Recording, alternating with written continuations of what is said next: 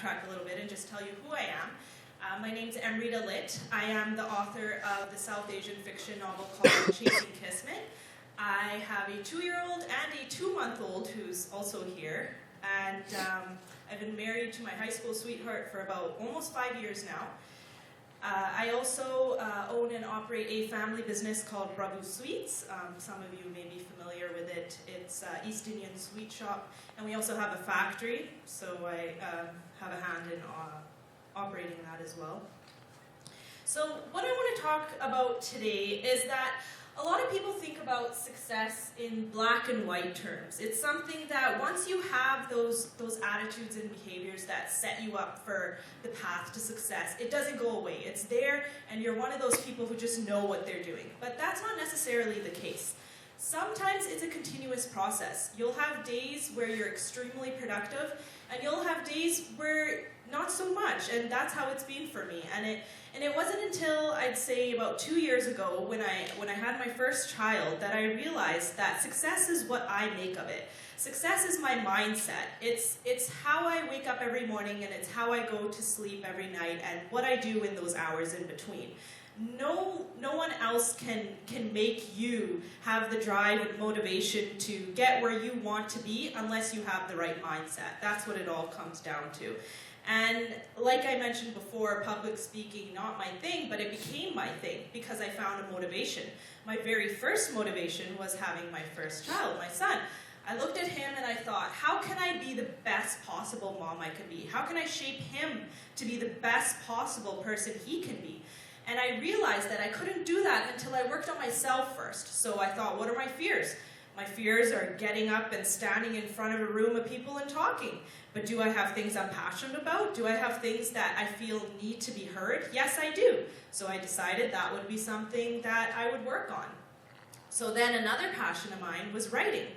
I always had this dream and this vision of being an author, a best-selling author. Not quite there yet, but I'm working on it. And so that's when I began writing my book when I was on mat leave.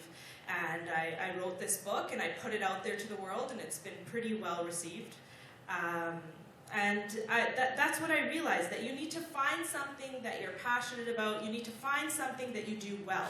And once you find your craft, you need to perfect it. You need to make sure that you perfect it to such a point that it becomes your defining identity, that it's what helps you have that right mindset. And once you have that craft, once you have that thing that's aside from your 9 to 5, it's your creative outlet.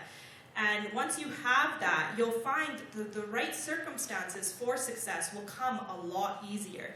And you'll be more open to receiving that success in those circumstances because you have this thing that gives you confidence, that puts you on the right path. Change your thinking.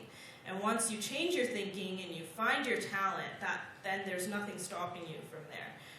So yeah, so that's pretty much what I wanted to say. But other than that, I think it's really important to also encourage others to find their creative outlet and that's pretty much what you're all doing here today. You're sharing what you've learned on your journey, and you're inspiring others. That's what it's all about, is putting that spark and putting it into someone else. Because for me, what ignited my spark was becoming a mom. For you, it might be something else, and for someone else, it might be something else. But it's all about paying it forward. And so they say that the simplest answer is often the right one. So always just keep it simple. Believe in yourself. Shush those inner demons that say you can't, that say you're not equipped enough to write a book, that you're too inexperienced to apply for that job. Whatever you want, just keep it simple and just go for it.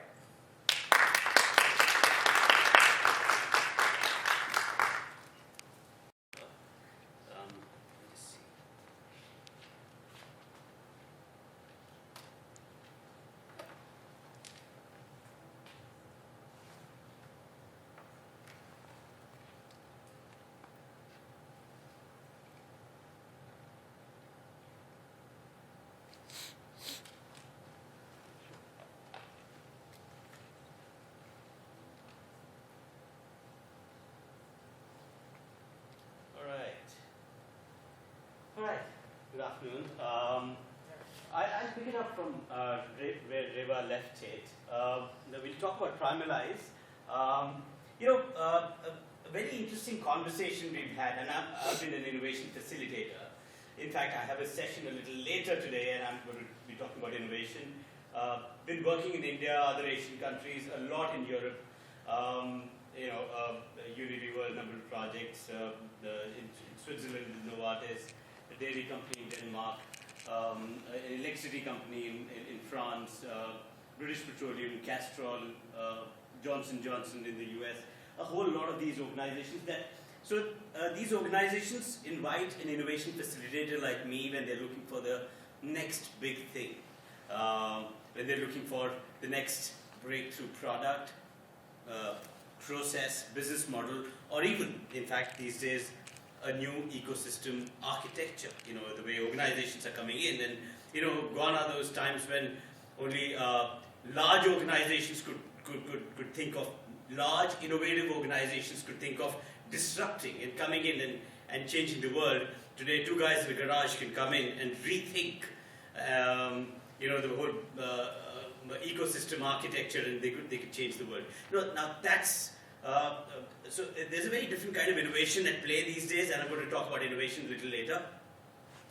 But the more we think about these things, we realize that a lot more needs to be done around ecosystems. And so what Reva and I have been doing is, that's a very fundamental level thinking. It's not business model or product level thinking. It says that, look at what has been compelling and enduring at the same time. If you look at nature, one is, nature is a very elegant operating system. The world has been using this thing called biomimicry in designing some amazing products inspired by nature. But if you look at how human systems have been so clumsy compared to nature's systems, we realize that we need to really take inspiration from nature when it comes to designing ecosystems. The kind of intelligence that says, when you see the next bee, okay, you have to maintain only this kind of distance between you and the next bee. And when you see the next bee do this, you do this. It's 0-1, it's binary. But the collective of all of these simple beings is a super being which is disproportionately more intelligent than each of its entities.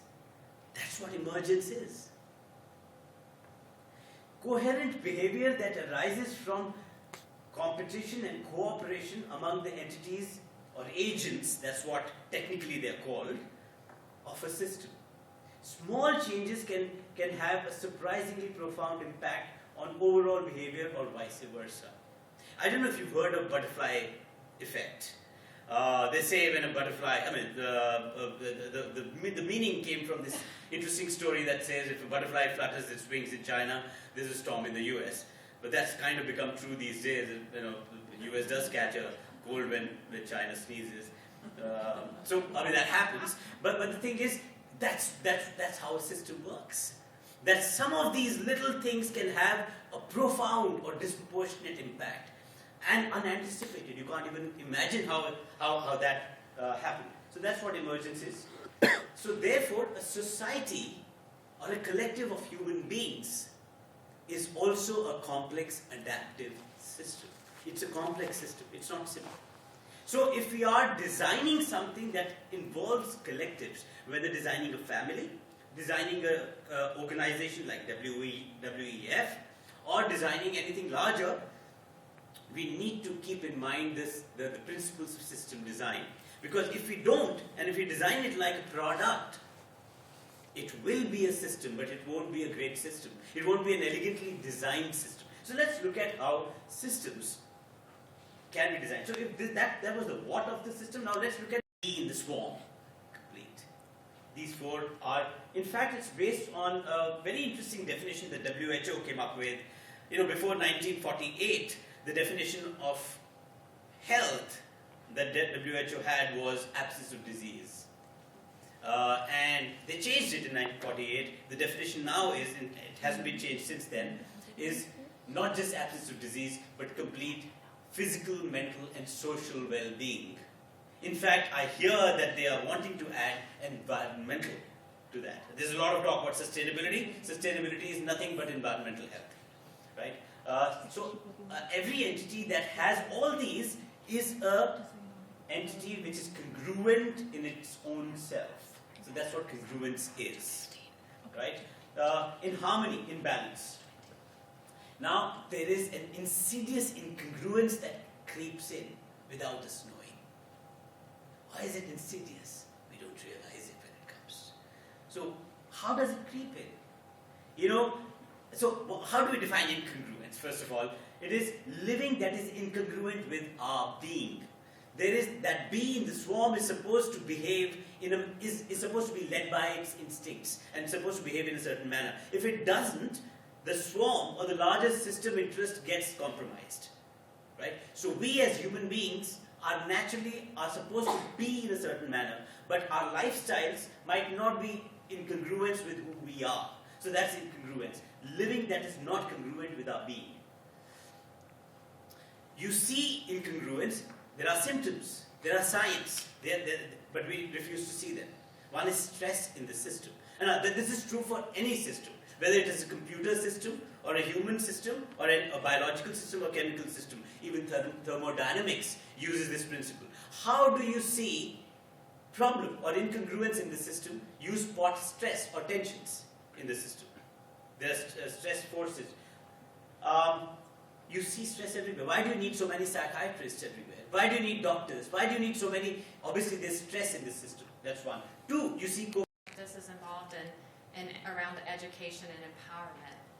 And my complete passion in life is leadership. And one of the questions I get asked most often whenever I go to speak to people or facilitate leadership groups is, are leaders made or are they born? And I always turn the question back and I say, well, if you look on a playground, you will see groups of children. They always gravitate to one child. If you look in your own life and you're the person that your friends call or your family comes to in a time of crisis or they need to be encouraged, you are already exhibiting natural leadership skills. So the education piece comes into it by the things that we learn. And experiential learning is actually supposed to bridge the gap between theory and practice. But I'm not really sure if we're doing that the way that we need to. So in our university systems, we have internships, we have service jobs learning that is great for the students. But I think we've missed the boat. And this goes back into some of the things we've seen. We as a society, global and in our own communities, we are not free thinkers anymore. From a very early age, our parents tell us what to do. They teach us to talk, they teach us to walk, they teach us what foods we should eat. And then we go into our educational system, and I like you said that, a factory. And then our teachers tell us what to do. And then we go to work, and our bosses tell us what to do. So when I was in corporate America, I would have interns come in and they would do work service projects. And in theory, I should let them take on the responsibilities, right? But we don't do that. We're not going to hand over, multi-million-dollar companies to an intern that's never had work experience. We're going to guide them. So that goes back to, where does the learning actually come into? It's going to be in every aspect that we do. And there is a fine difference between leadership and management.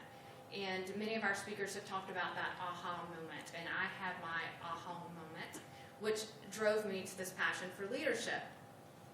The first promotion I ever had in my corporate career, I found myself leading a team of 25 in 22 different companies. I was in charge of their operational duties day to day. I was in charge of all of their marketing, and I was in charge of also leading these young people, and some of them were older than me. And I thought I was doing a great job. We were performing, we were getting things done, but no one ever talked to me about leadership and what that meant. And I'll never forget, it was Memorial Day weekend and it was raining, and I read a book.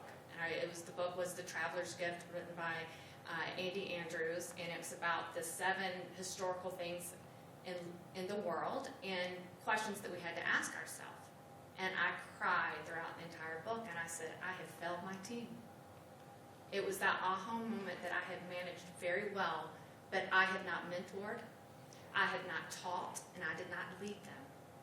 And I went back to work at our next team meeting, and I apologized, and I took ownership of that. And from that moment forward, everything that I had learned, I poured into my passion for leadership, and I started studying the experiential learning part of leadership. And what Nikki and Ranjan said were very interesting about how we're taught a certain way to go, and we keep going that direction, and that's the way we've always been taught. We've been learning the same way since Roman times. And what's interesting to me is we have the opportunity to change it up and be more experiential in our learning. Obviously, in a forum like this, we're giving information, and this is a different kind of presentation, but for a training environment, I think we need to insert more experiential learning into it. The Center for Creative Leadership in the 1980s did a study about experiential learning and how people best learned through the workplace. They called it the 70-20-10 rule, which said that 70% of learning is best done through experiences, 20% through interaction with people, and 10% through didactic learning. That was in the 80s, yet we still teach people from the front of the room speaking at students versus having some content and then more experiential learning. Rather than spend my time talking more about that, I'm going to give you an experience today. Now, I'm a negotiation and contracts expert. I teach people about how to think like a negotiator. And one of the things that I teach about is called build relationships first. What is it? Let's do that again. Build relationships first. What is it? Build relationships first. Now, you have already interacted, and your possibility of retaining that information has gone up significantly. We forget 95% about what we learn when we're in a given type of environment. But when you add experiential learning into it, the amount that you retain goes up significantly, 50 to 75%, depending on what it is you're learning. So let's talk about building relationships. We're in an environment here where we can connect and build relationships with people. And it's important, we're in a relationship economy now, and being connected and finding out something more about each other than, oh, what do you do? What's your job? Where'd you go to school? When you find out something deeper about a person, you connect on a much deeper level, and connection builds trust and breaks down those walls and increases the know, like, and trust factor. It enables you to build a relationship for negotiation or business or community service or whatever, because you find out something more detailed about the person. So what I'd like everybody to do is please stand up and find somebody you do not know. And I want you to ask them first where they're from, and then ask them something, share something interesting about yourself. Ready, go.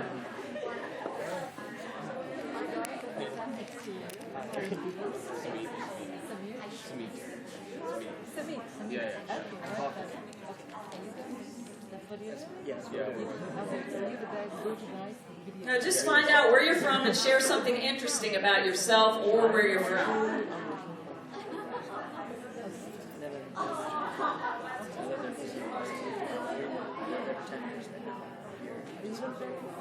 I'm 26. Okay. Yeah, and I just moved to Syria. Okay, and I'm from Italy. Okay. And I'm from very Oh wow. Oh wow. How do you like it?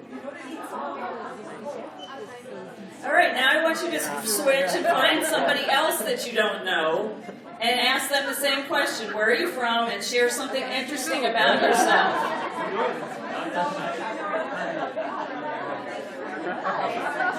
Yes. I'm from Oregon. I don't know. But I'm working on it.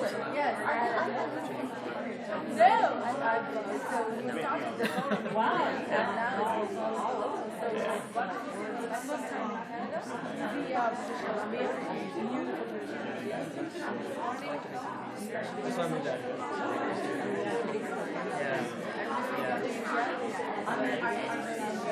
Yeah. Yeah, but this You've been already?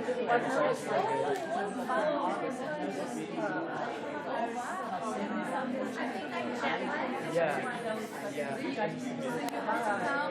For the annual event, it's 26 that we're working with my client. And I think it is one of the things that it doesn't matter. It doesn't matter. I'm very big. I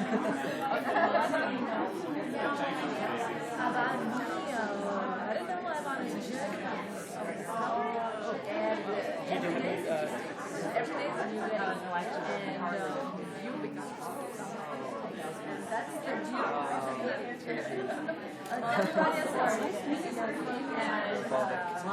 Nice to meet you. All right, go ahead and head back to your seats. Energy went up in here when you all started connecting.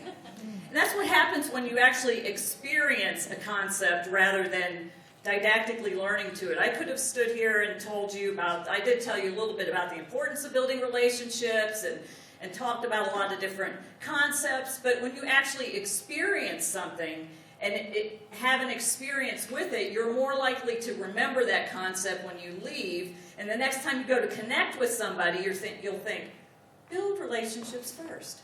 I want to find out something more about this person. And a lot of times when you build that know, like, and trust factor without asking them what they do or what they're looking for, you may find your right and perfect client simply by making that connection. I'll tell you something a little interesting about me. I'm from Southern California, originally from Texas, and an interesting fact about me is I ride a Harley. Open.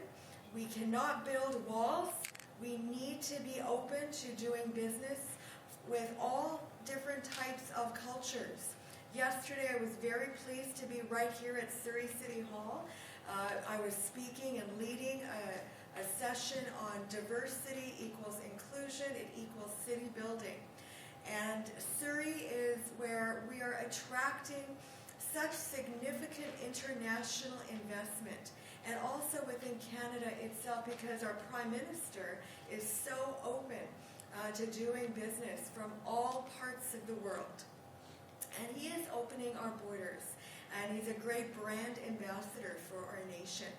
I'm also an honorary captain of the Royal Canadian Navy, and I'm the first woman within British Columbia to be appointed to that position. And there's only 19 of us in the country representing the Navy. And again, the Navy is opening doors for women. We had the United Nations Peacekeeping Conference, which is taking place in Vancouver right now. I attended the opening reception, defense ministers from all over the world.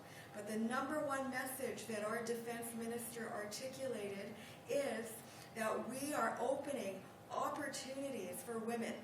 And really that resonates so well. I spoke to him, Minister Sajan, afterwards, and I said that resonates so clearly with the Surrey Board of Trade, where we are focusing on entrepreneurial support, not only to create local businesses, but I have to tell you that when you are looking at doing business internationally, that is a sign of business growth. It's a good thing to open up your borders.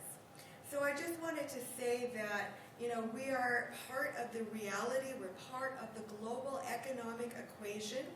Countries cannot live in isolation. We have to mutually share our prosperity, our technical know-how, and undertake trade in order to sell our products and services. And the key word here is that we are sharing. The world economy is interdependent. Economic progress of a nation depends upon its ties with other countries. This is even more apparent this year with the number of global changes that are taking place around us. Now, at the Surrey Board of Trade, and I mentioned we have an international trade center, we are the only, apart from our national head office, the Canadian Chamber of Commerce in Ottawa, we have the only staff person that is accredited for trade documentation through the World Chamber of Commerce. The World Chamber is in Paris, France. The the whole concept of chambers of commerce and boards of trades all started in Paris, France, over 450 years ago. And the number one reason that they started was to create connections, but to also instigate change at the different levels of government. And what we're trying to do with the different levels of government is open up opportunities and supports for female entrepreneurship, locally and globally. I wanted to say that one of the key things around positioning Canada as a global trading hub is to ensure that we are nurturing our trading relationships within North America. And the U.S., we're a border city here in Surrey. We have an international docking facility. We receive products from all over the world, you name it, China, Russia, India. We are the focal point. We are in the middle of Metro Vancouver. This is a major trading destination in our city. We can develop significantly better and deeper trading links with large and fast-growing economies, particularly in Asia. About 30% of Surrey's population is of South Asian origin, and really our connection with India is our strength.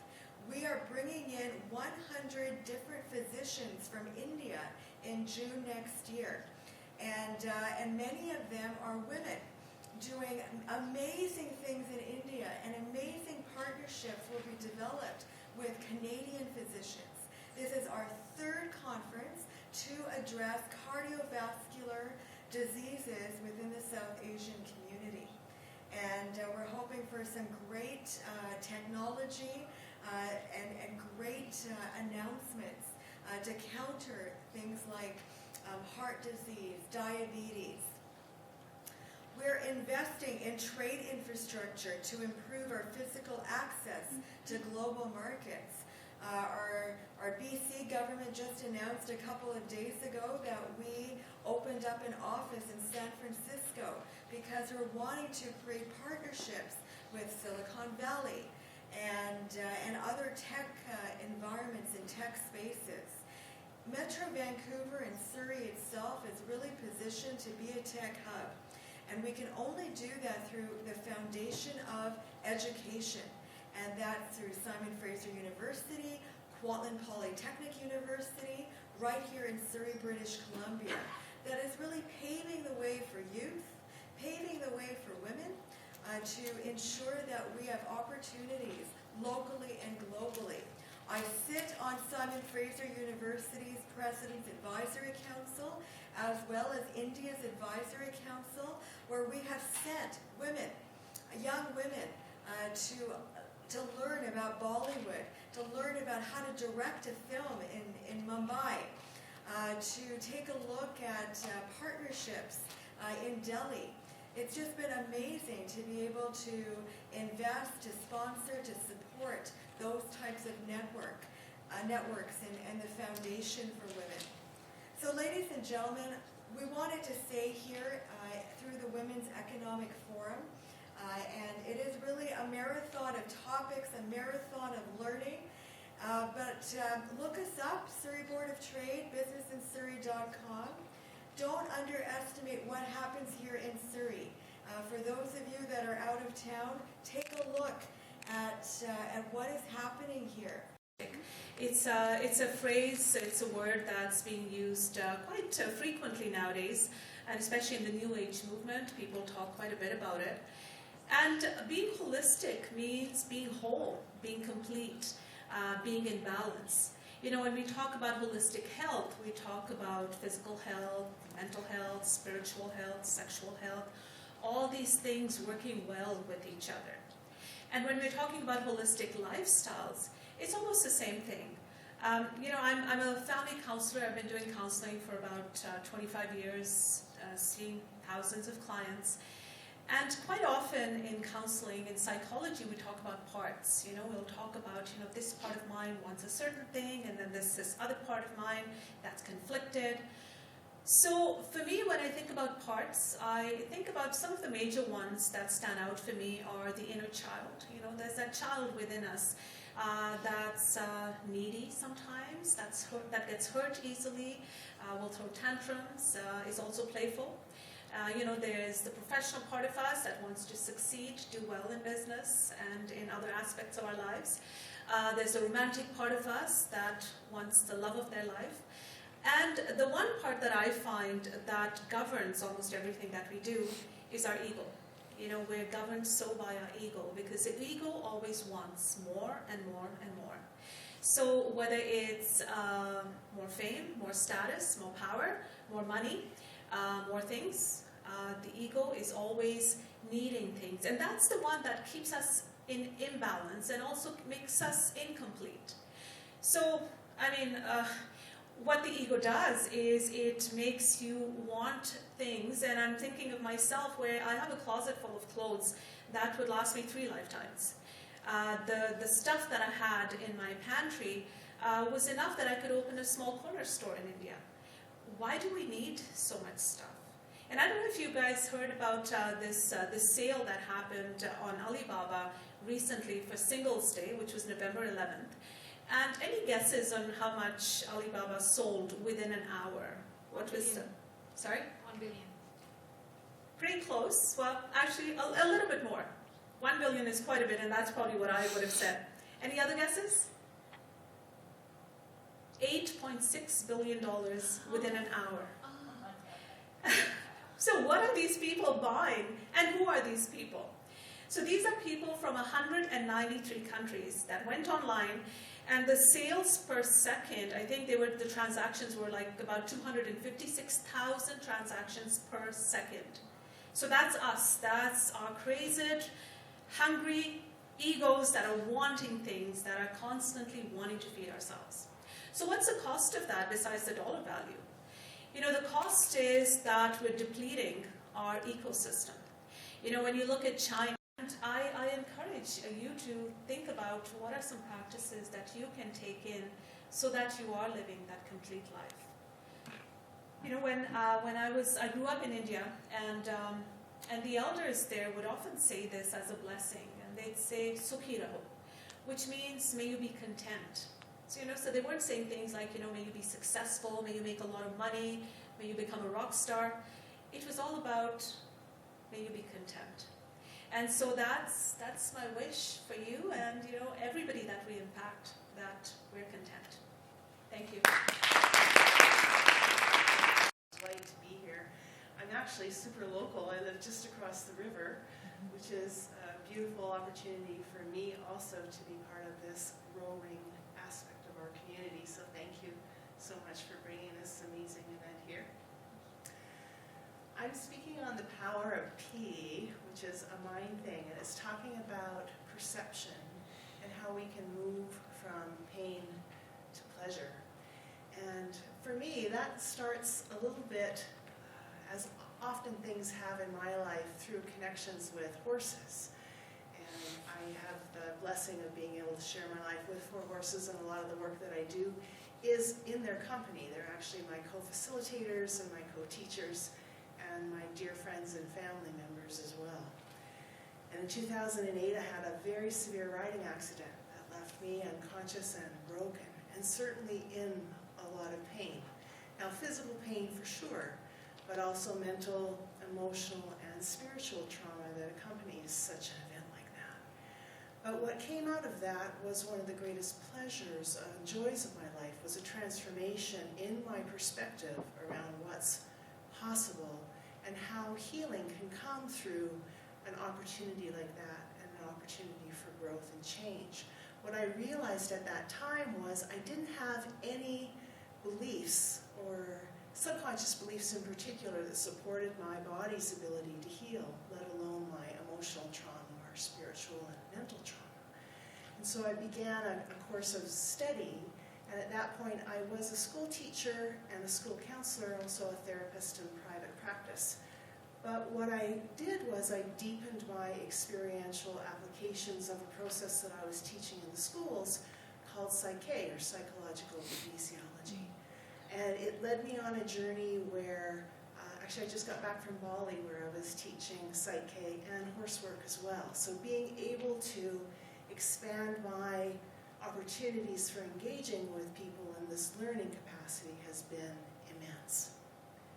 And my perspective has certainly changed based on what's possible. So perception, looking up a few of the definitions around that. Journey to get here, and I'm hoping that you'll be able to piece together some of what we've heard earlier today with my stories here, and I think we're all kind of speaking the same language. As I was reflecting on the journey that brought me here, I thought I could bring some behaviors of success to you behind it, and I realized that the behaviors seem really simple on paper. It's like everything today seemed really simple, but in reality they're a really hard-fought battle. 3 I want to share with you today: dismissing negative thoughts, showing up, and saying yes to opportunities. So let's start with talking about my inner voice. We heard some of that today. My inner voice absolutely loved fear. It started speaking to me soon after my first child was born. That was back in 1995. And someone else talked today about, she's gone now, but about her child being her moment. By 2005, that inner voice had manifested itself into a paralyzing anxiety. At my lowest point, I could no longer walk across the street to the superbox to pick up my mail, nor could I brush my teeth at home alone because I thought I was going to die. My life was absolutely ruled by that fear. I felt like I had lost my battle with the inner voice. So I really thought I have to change something, and I started to meditate. I eased into it slowly, and luckily, this person, Victor Davidge, he really knew me, he really understood me, because he offered this book, 8-Minute Meditation. I thought, well, I could at least do 8 minutes. I'm sure I could. So slowly I learned in those 8-minute meditations how to release the thoughts. And I started to take back my power by releasing the fearful thoughts that inner voice had been feeding me. I moved on to 20 minutes of meditation a day, and by 2011, I actually spent a full week meditating in Whistler with Deepak Chopra. I couldn't believe it. Today, I'm so good at releasing negative thoughts, I feel like I'm meditating all the time, and I bet you there's a bunch of women and men in this room that feel the same. It's very helpful for my job. I'm actually in politics. I should have shared that. And our Port Coquitlam speaker, I'm from Coquitlam. I'm a city councillor there in Coquitlam, so I'm in the political realm, so it helps to be able to release negative thoughts. Through meditation, I learned how to dismiss negative thoughts, and it has been the most impactful behavior I have. It's all great that we can hold hands and sing Kumbaya, but I know that if I have a business that is directed, focused, and a network that is strong and powerful, that we can make a bigger difference on the face of this planet. So one of the things I want to talk about is press and media. Because press and media, and utilizing press and media, whether it be through film, which I'll talk about tomorrow, whether it'll be through television, or whether it's just even press and media for your own company, on a local level or on an international and global level. Press and media is not for us to necessarily shine our businesses, our books, our services, our stuff. It is truly to be able to shine light on the causes that we stand for, to make a difference on the face of the planet. Then when we wrap our business and our services into that, it's a whole different come from. You know, so many times people walk around the world and they go like this, and what's the first thing you think of when somebody does that? Right? Give me. But what if we truly operated on the face of the planet like, how can I serve you? Wouldn't we maybe play a different game, even just from the come from? Just, you know, and people aren't going to believe you at first. They're going to go, huh? Yeah, sure. What are you really going to do with it? What do you really want? No, I just want to serve. And so when we offer our causes the forefront of press and media, then we wrap our businesses and services into the back end of that or the middle of it. It has a higher return ratio. There's a reason why Tom's, the company, is everybody familiar with Tom's? okay, does so well. Right now, we have millennials that are under 32. Millennials have 1.3 trillion in spending power. They have the most money out of all the generations right now in spending power. Now, I have a 20-year-old. Someone said you have a 22-year-old, right? And I have 2 adopted that are 18, and I'll tell you what, they spend my money like nobody else. But they have spending power. The millennials have spending power. And one of the things that calls to them is, how can I serve you? If you buy a pair of shoes, I give a pair of shoes to a kid in a country that doesn't have any. And these are maybe $5 shoes. I think it cost, when we looked at it, it was $7 for people to make a pair of Toms. We pay 50-something for a pair of Toms. So it's a win for the company. However, the face for its press and PR is what? Service. So one of the things that we do, and that I do with one of my companies very well, is we wrap press and media, and we get international exposure for businesses and for services. But we do it through, what is it you're serving? And how do you want to serve? And what is the forefront of what you're attracting? And to be able to bring in millennials, and to be able to bring in what the calling is of the future, which is a unity, which is an awareness. You know, now one of the other things that's really hot right now is female leadership on the face of this planet. Now, I love men. Love men. I'm single. You know, any cute ones, send them my way. I'm good with that. However, it's a survival right now of humanity. I just left the United Nations, and I took my first seat of sitting at the United Nations right before I came here. I came here from New York. And it was very interesting to me that, you know, they talked about children and children of war and the stats. And, you know, I'm a big humanitarian. I have been all my life. But I was so floored by some of the numbers of where we're at globally as a planet and as humanity, and for our children and for our species and just for environment, for all of it. And, you know, as women, we stand on the front lines with the heart of a lion. We're fierce, but we also hold in our hands the heart of humanity. And that balance is what's needed right now. So I recognize it. And supporting other sisters in becoming greater, and supporting other sisters and doing bigger things is what it's all about. Now, how did I take Women of Global Change and make it a globalization and make it bigger? Who do you hang out with? It's important to ask yourself that. Are you hanging out with people that are movers and shakers? Because I'm going to tell you what, if you're sitting at home waiting for, the sky's going to crack open and the sun's going to shine down and they're just going to find you, you're wrong. Opportunity is never passed up, it is always passed on. And so, who are you hanging out with? You know, that you even came out here. I mean, well, I love my sister here because I love what she stands for. And I've traveled halfway around the world to be with her and her people and what she's doing. But who are you hanging out with in your daily life? And are you taking the risks? You don't know who you're sitting next to in this room. You don't know who may cross your path. But I guarantee if they came here, it's because they're like-minded. Even if they came here going, I'm coming here to speak, or I'm coming here for my business, or I'm coming here for whatever. You came here because you're like-minded about making a difference. That is guaranteed. So who are you playing with? The other thing is, whatever industry you're in, there is only so much cream of the crop in the world in that industry.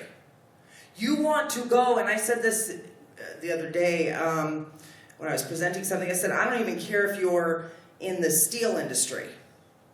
There's only so many top players in it. That's where you want to place yourself. So whatever it is that you do, that is your service, that is your calling, that is where you want to place yourself. You want to find out what is going on in the world. How do I join this? Is it a red carpet? Is it a gala? Is it a conference? What is it? And go. And then people go, well, I can't afford, or I can't, blah, blah. You can't afford not to.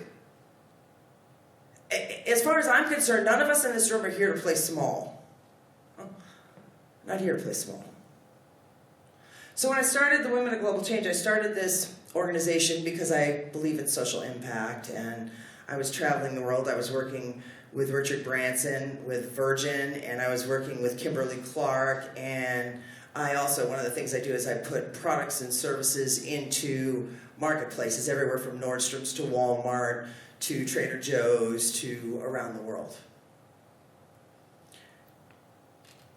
And I had seen a need when they were traveling me around. And I ended up, I have this picture on my phone, it's still there. And it's in a village in Fiji. And it's with these little kids. And they were in squalors. And I said, this is incredible. I run into some of the best and work with some of the best business minds in the world.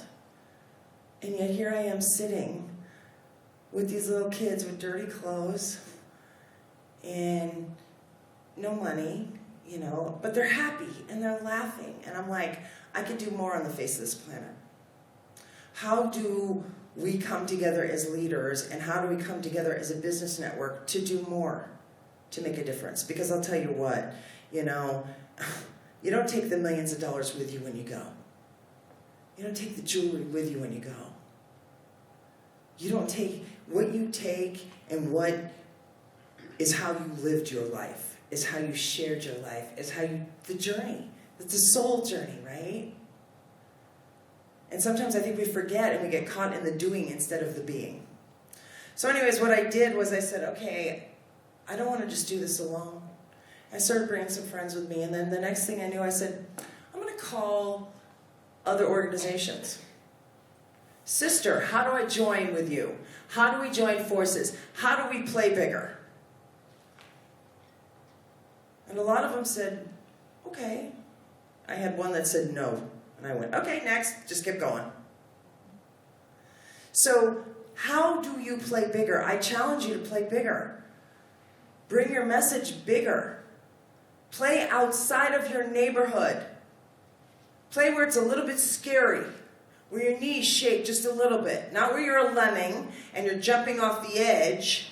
But that place where it's just a little bit exciting and scary at the same time. You know, I love that the people here want to make a difference. That's what it's all about. And it could be just the person next to you. You know, she's international. She's all over the place. It's a great place. Go to her other things, her other events, and WEF's other events. You know, I mean, we do the same thing, but differently. You know, and so we do a lot of social impact with Women of Global Change, and that's how you form partnerships. You honor each other. You know, I played on the National Women's Board of the National Women's Political Caucus in the United States, and I looked at the ladies and they said, we'd love you to run for president of the caucus. And I said, I have never met a group of women more bitter to each other in their lives. Sometimes women are their own worst enemies to each other.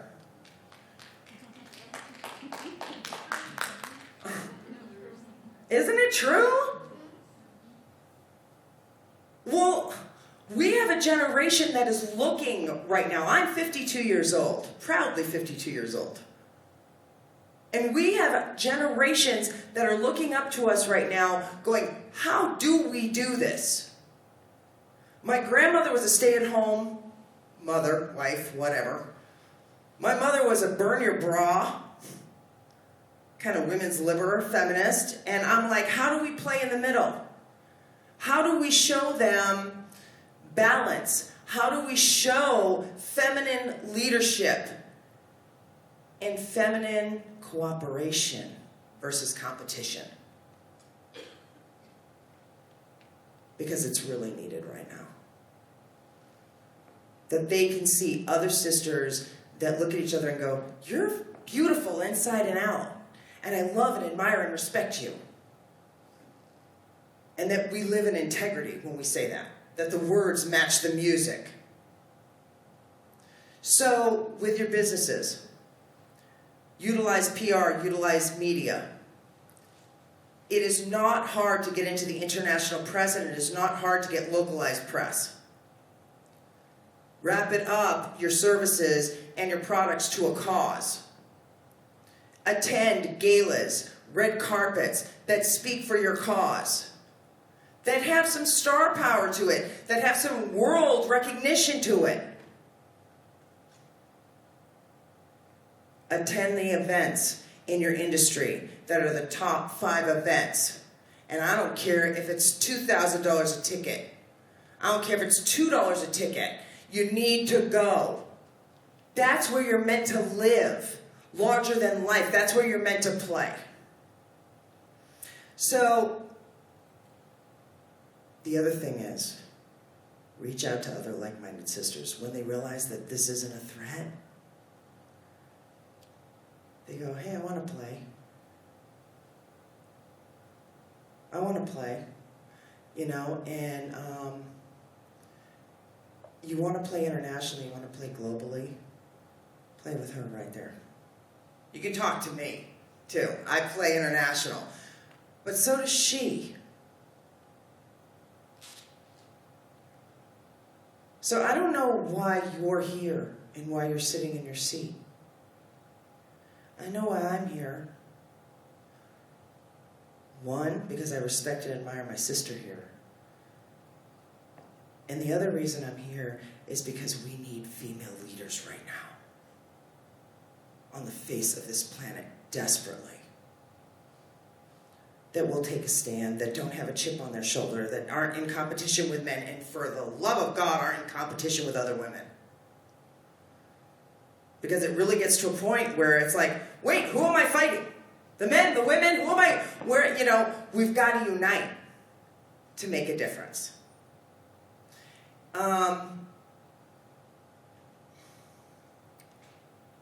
The other thing is, don't be afraid to reach out to other mentors that are doing what you want to do. What's the worst they're going to say? No. Find somebody, and it doesn't matter. It could be a man, it might be a woman. It doesn't matter. But find somebody that is doing what you want to do. Because not only will they help you see some of the easier ways, they help you avoid some of the major pitfalls. And hang out with people. I love this man right here. I'm like, I want to take you with me. I'm traveling out of the country next year, well, out of this country into like 3 other countries. I want to steal him. I'll give him back, though. And his wife. Well, no, I don't mean like that. His wife can come too. But brilliant. Those are the people where your mind opens up. Yeah? And we see innovation, and we see differences, and we see bigger than we can see on our own mind's eye. So with that, you know, I want to thank you, sister. It is always a privilege and an honor to be with you. And I know I'm joining you next year in India, you know, but if I can ever serve you, let me know. God bless you.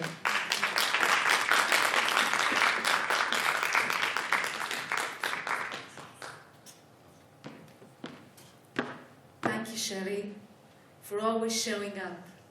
She's always there. And I always say, 2 things if you could do as women: be there for each other and be out there. So all the women in this room, everyone in this room, has been doing that. And a lot of speakers have talked about some of these things as well. Back in the mid to late 70s, I'm 66 right now, so I'm old enough to remember. I was a young mother at that time, and I started seeing a bumper sticker that said, commit random acts of kindness. Random acts of kindness now has become part of the lexicon. It's everywhere. Everybody knows that phrase. But in those days, it was a brand new idea. And I really embraced that idea and tried to really commit random acts of kindness. However, there are certain things that happen in life. My background, I spent the first 10 years of my life in business management, and then I shifted to education. The training that I did in business was the only thing I really liked about business. So I went into the educational field. I've lived abroad for 13 years, working in teaching. I've accomplished a lot in my life.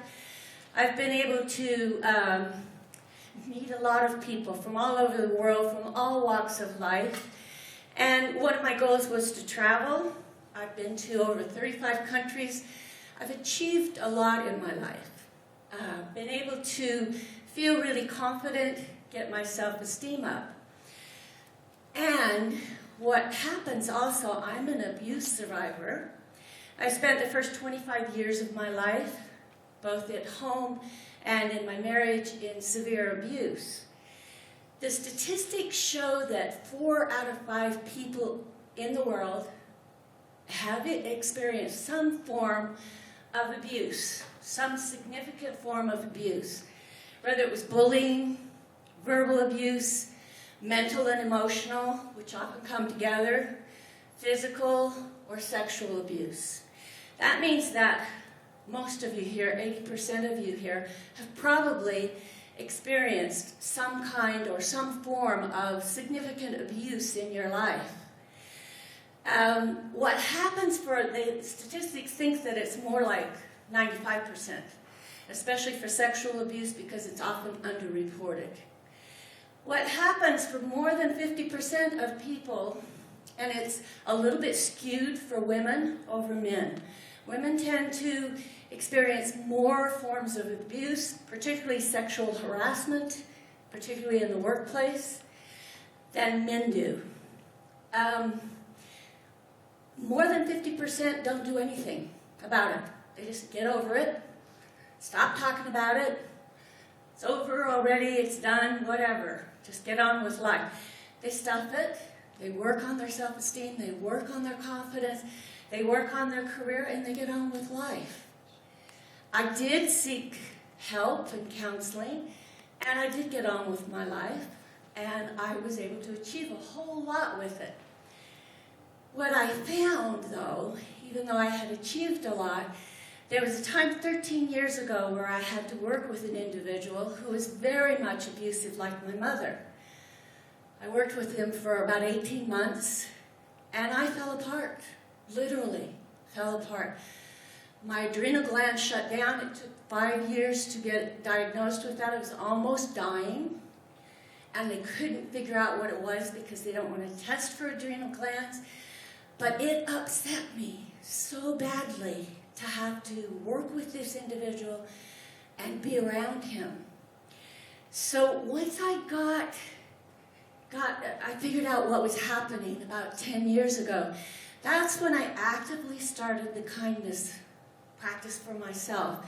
And about 2 years ago, I started promoting it for other people. I do a lot of talking to abuse survivor groups. I've written a book on abuse and healing from abuse, and I donate 10% of the total cost of the gross to support groups, particularly women's groups and children's groups. What I found happening when I did a kindness practice, if you weren't here this morning, I'm just going to quickly go over what it is getting up every morning and deciding you're going to do an act of kindness, and also do an act of kindness to yourself. What I found when I did that was those wounds that had been inside festering, had never been touched by the years and years of counseling I had done, started to heal. And I really feel that they healed because when you do an act of kindness, you're in the present moment. And you can let go of the shame, the guilt, the pain, whatever. You can move beyond it. And it makes you feel so good, you start feeling better about yourself. So I was able to, first of all, forgive myself. Secondly, forgive the abusers that had been in my life, and still are. They're everywhere. There are abusers. But that was what put me on the road, the campaign, to really start promoting acts of kindness to other people, and particularly other women. I believe that it helps to empower people, because anything that's in there that's not dealt with, it's in your psyche somewhere, some little wound, and it might be that you were just bullied as a kid, and you say, I'm just bullied as a kid. It doesn't matter. I got over it. No. You move into a workplace or a situation where somebody starts to bully you, it all comes back. And it all came back for me, even though I had done a lot of work. So, this doing acts of kindness are really important for being able to step into your own power, who you are fully as a person. And as I said in the last session, because it's about compassion, because it's about love, it allows other people that you touch to really move. And I want to just stop or finish up by saying the people who need the kindness the most in the world are those people who are the least kind. They may have wounds you don't even know about. And most of the time, people are walking around with wounds or troubles or things that you don't even know about. You can't even imagine what's happening. So, not discriminating. Oh, I'm going to help this group of people, or I'm going to help this man, but not this man. Really being unconditional in your kindness to others, but also really strict with how you're kind to yourself so that you can finally heal anything that might be stopping you from reaching your full potential. Because that's what I think we're all about here, is reaching our full potential, giving back to the world to our utmost. So that's it. Thank you very much, and sorry about the... Innovation. Well, my background, I'm currently building airplanes, so I'm all for innovation. However, there's people who, like Gandhi, for instance, who might disagree, who thought that the Industrial Revolution was a big mess and should never have happened, and we should go back and rethink absolutely everything. And in many respects, that's entirely well, that's unfortunately impossible, but that would certainly be a good way of addressing all the pollution and concerns, political issues that we've caused due to innovation and progression although we have always been innovators, and historically, before the Industrial Revolution, of course, there's been evidence that, possibly Wi-Fi existed in Egypt, and that batteries existed in past in history and whatnot. But we move forward, and now a lot of our scientists of the NRC are saying that, well, maybe we shouldn't be dumping all our money into conservation, into cleaning up the mess that we've made, instead into innovation in order to save ourselves, because we are way past that tipping point. Now, personally, I think that we should balance that a little bit more. We need to clean up our mess just the same as we should innovate in order to enable a safe future for ourselves, for the next generations to come.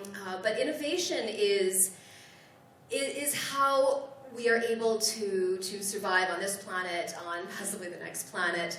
Apparently we just discovered a new home a couple days ago that they're already thinking about, well, how do we move there?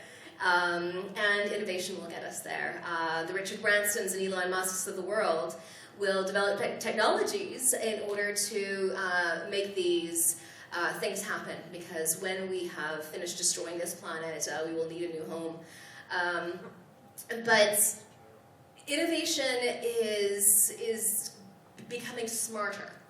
It's not quite as consumer-driven as possibly it used to be. It's not a lot of widgets being manufactured out of Chinese factories, quite the same as when we first discovered plastics and assembly line manufacturing. We're starting to take a look at smarter manufacturing, bioplastics, being responsible, and innovation is becoming more collaborative.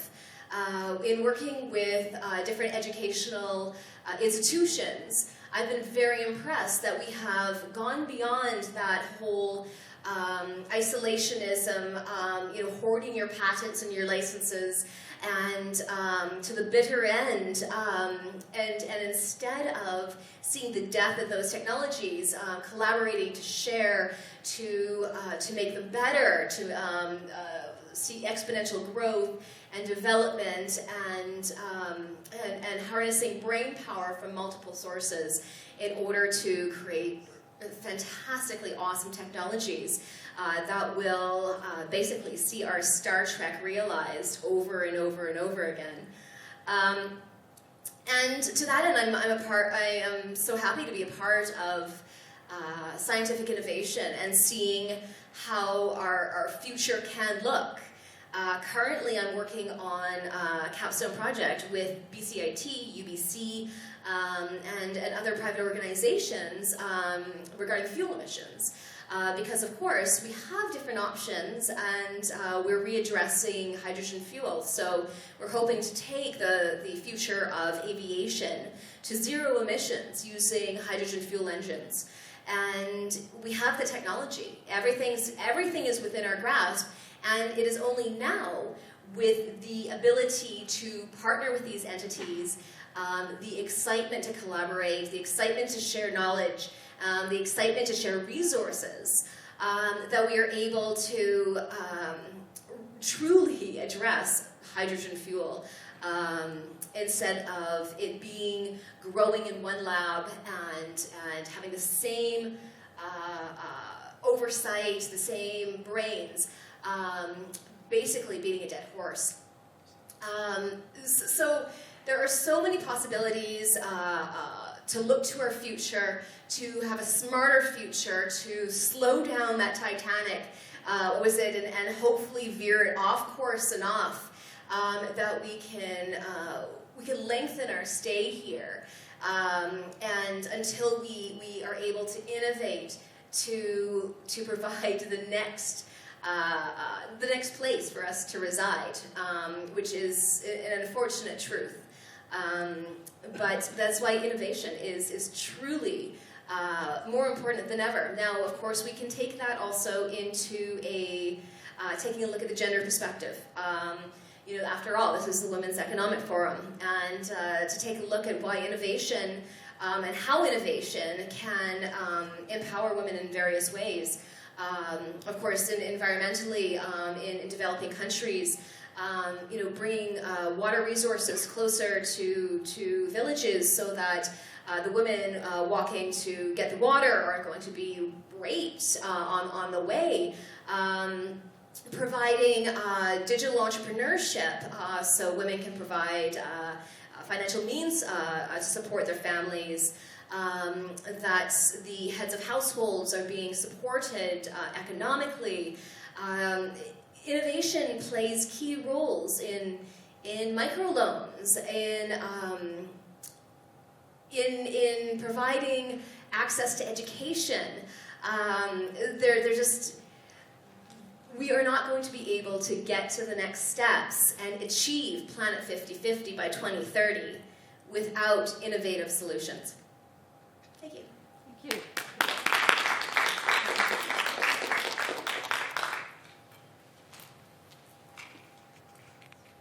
I was going to go droning on and on again about global trade, and I didn't think it was a good idea.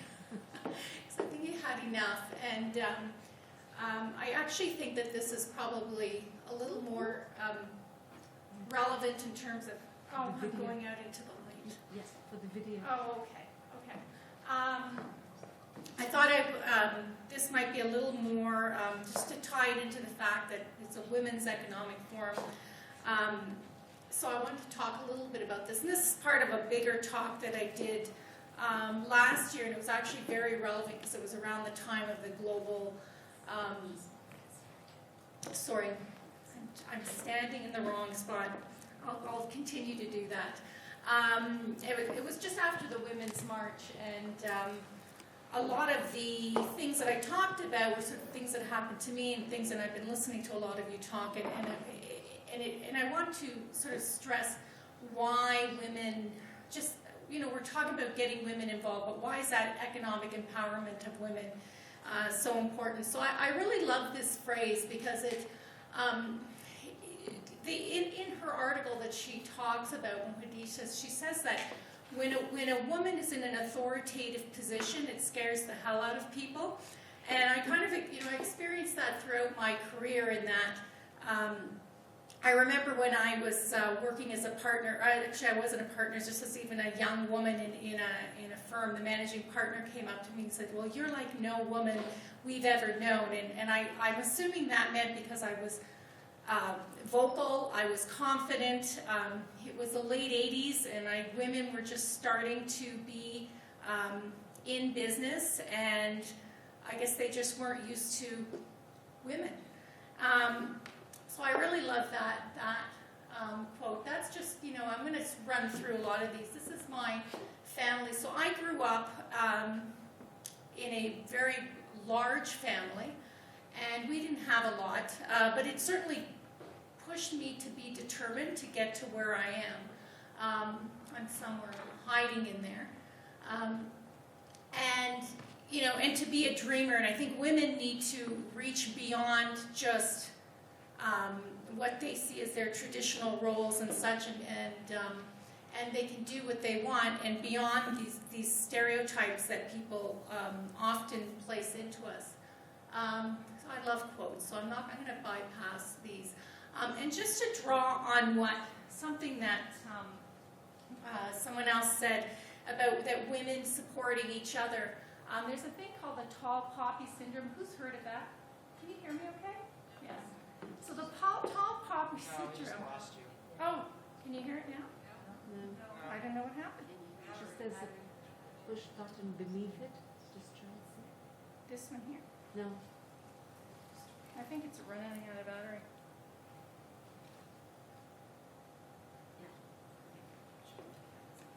Oh, okay. I think I must push the button. And it was exactly what you were talking about earlier. When women work together, side by side, everybody's happy. The minute somebody starts, I'm sure you've all experienced this in work, the minute somebody starts getting ahead, there seems to be a bit of resentment. Where do you think you're going? They call it the tall poppy syndrome. And I'm sure we've all experienced that, and it is about, it's a bit of resentful, I'm not sure why it is, but women have a certain resentfulness against their colleagues that are women. Why are you advancing beyond where I am? I love that quote too. There's a special place in hell for women that don't support other people. I love that quote. And that kind of ties into that tall poppy syndrome because it's, help each other and you'll move forward. And it is exactly what we're saying forward. So, I'm not going to talk too much about this. Is going to get to my topic. So when we were, when I was doing this talk, it was women were uniting. They're sticking together. A lot of them were doing the march.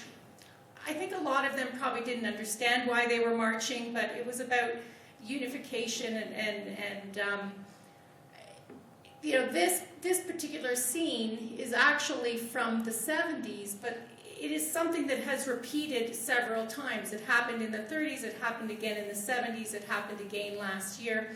But it really, that's her quote, which, and actually her quote really related to something in the 70s that she just drew from. That wasn't an original quote that she made.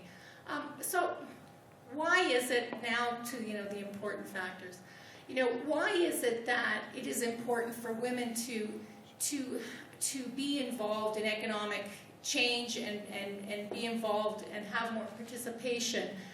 And So for companies tasked with understanding female consumers, women improve the likelihood of having women involved, improve the likelihood of their success by 144%. If you give leaders, make sure that women get equal airtime, they're 89% more likely to release a woman's innovative potential. So just involving them certainly will advance that. More importantly, but the benefits of the economic empowerment of women, women control $20 trillion of buying power. I think they control 92% of buying cars, vacations, home furnishings. I think the least one that they controlled was electronics, which was still 55%. So it's always in the highest priority. So the importance of empowering women and even economically getting them involved in the job workforce will certainly benefit not just the women and their families, but also the companies that hire them. So, I mean, it's calculated that women could increase their income globally by up to 76% if that employment participation gap is narrowed. So I've kind of outlined a few stats, but some of the things that really came to mind were they're responsible for 60 to 80% of food production in many developing countries. So that's half the world's food production. So the amount of involvement that women have, yet we are only, I know that in my firm, we are 40 partners in my office, and we are 6 women partners. So we're only 15%.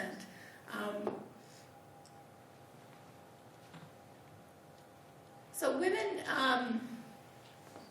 one of the other things that society.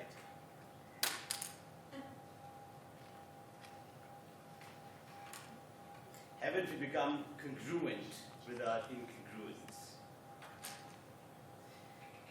And at Primalize, something that Reva and I have been developing for the last few years, we say living in congruence with being is how we define it. So how do we therefore design living and learning systems centered around congruence, which is what we call primalized systems?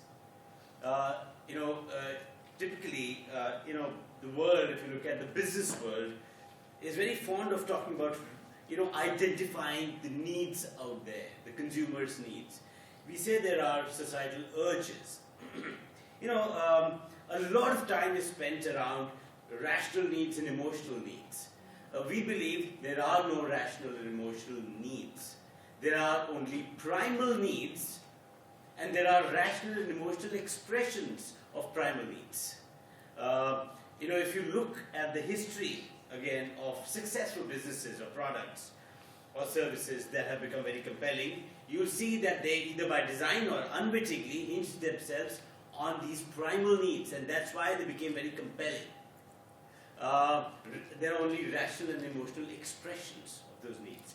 If you look at the most primal need anywhere, is survival, need for survival. And at a slightly higher level, it is acquisition, preservation, and perpetuation.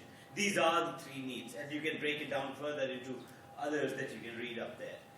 Now let's look at, and I remember this interesting conversation a little earlier where we were talking about what is good life, and we were talking about pleasant life, good life, and meaningful life.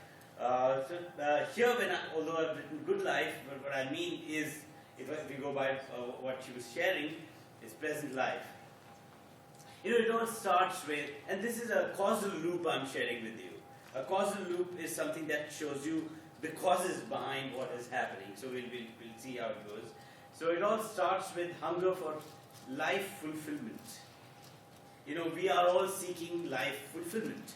And there's a hunger. So that's what is our drive. One way to satisfy that hunger is to seek easy pleasure. Exciting experiences. we go out, we eat out, we go for a movie, we do various things. So these are pleasurable activities. And when we do that, that hunger gets satiated. It goes down. Now, you see a B written there. That means it's a balancing loop. So hunger leads to seeking for pleasurable activities that leads to hunger going down or getting satiated. That's a balancing loop. Another way for satiating that hunger is to seek happiness, as they say. I mean, there are different words for it, which are, again, remember we were talking about physical, mental, social, environmental, more fuller, holistic way of seeking happiness, and that makes hunger go down. Now, because the other one is easier, more convenient, look at the urban setup, the systems we've created. It's easy to find the to satisfy the hunger using the upper loop. There are enough number of things out there for you to seek out and get, and everyone can afford those things. That over time, seeking those kinds of activities to satiate our hunger leads to this loop, which says need for sensory stimulation increases. Normal life feels boring. New normal is 24/7 supply of sensory stimulation. Haven't we seen the new generation plugged in all the time? And they want the streaming music, they want movies, they want Netflix, they want to pull down those seasons, they want to binge watch, we want to eat out, we want to try out different foods, we want to always titillate ourselves. And you see that hourglass is over time. And then a blue arrow says it grows in the same direction, red arrow grows in the opposite direction. You see? This is how this causal loop works.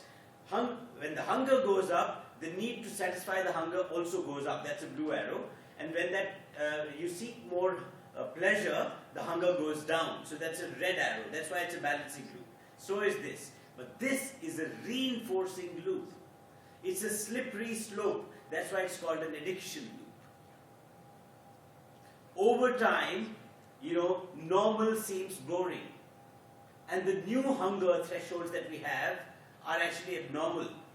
But they've been normalized because everyone says that's how it is, and everyone has a similar hunger and the way to satisfy that hunger. Modern lifestyles are configured around helping people chase only symptoms of happiness. And we are okay with satisfying symptoms of happiness rather than going deeper. If the best things in a child's life are things, the humans around him will always be inferior things. We know that we have our gadgets and we get used to the way the gadgets respond to us. You switch them on, they get switched on. You switch them off, they get switched off. Human beings in our life don't respond the same way. In fact, I met a psychiatrist, a counselor once, and she says that a whole lot of human partnerships in marriages are breaking because people have gotten used to what they can get from the internet. Because what you get from the internet, from pornography or other sites, makes normal seem boring. The world has found amazingly creative ways to lend respectability to corporate greed. A whole generation is now growing up idolizing shallow megalomaniacs. Most resources of the world are spent on satisfying needs of those who can only economically afford them, not morally. If the world's most valuable brands, and every year there's this survey that happens around most valuable brands, do you know the brand that has been on top for years? Only in the last 2 years another brand has taken over, one of those new age companies. Sorry? Apple? Okay, before Apple came on, which was the brand which was the most valuable? It's a fizzy drink. It's a fizzy, sugary drink. Red. If the world's most valuable brands are a reflection of who we've become, we become synthetic, junky enthusiasts.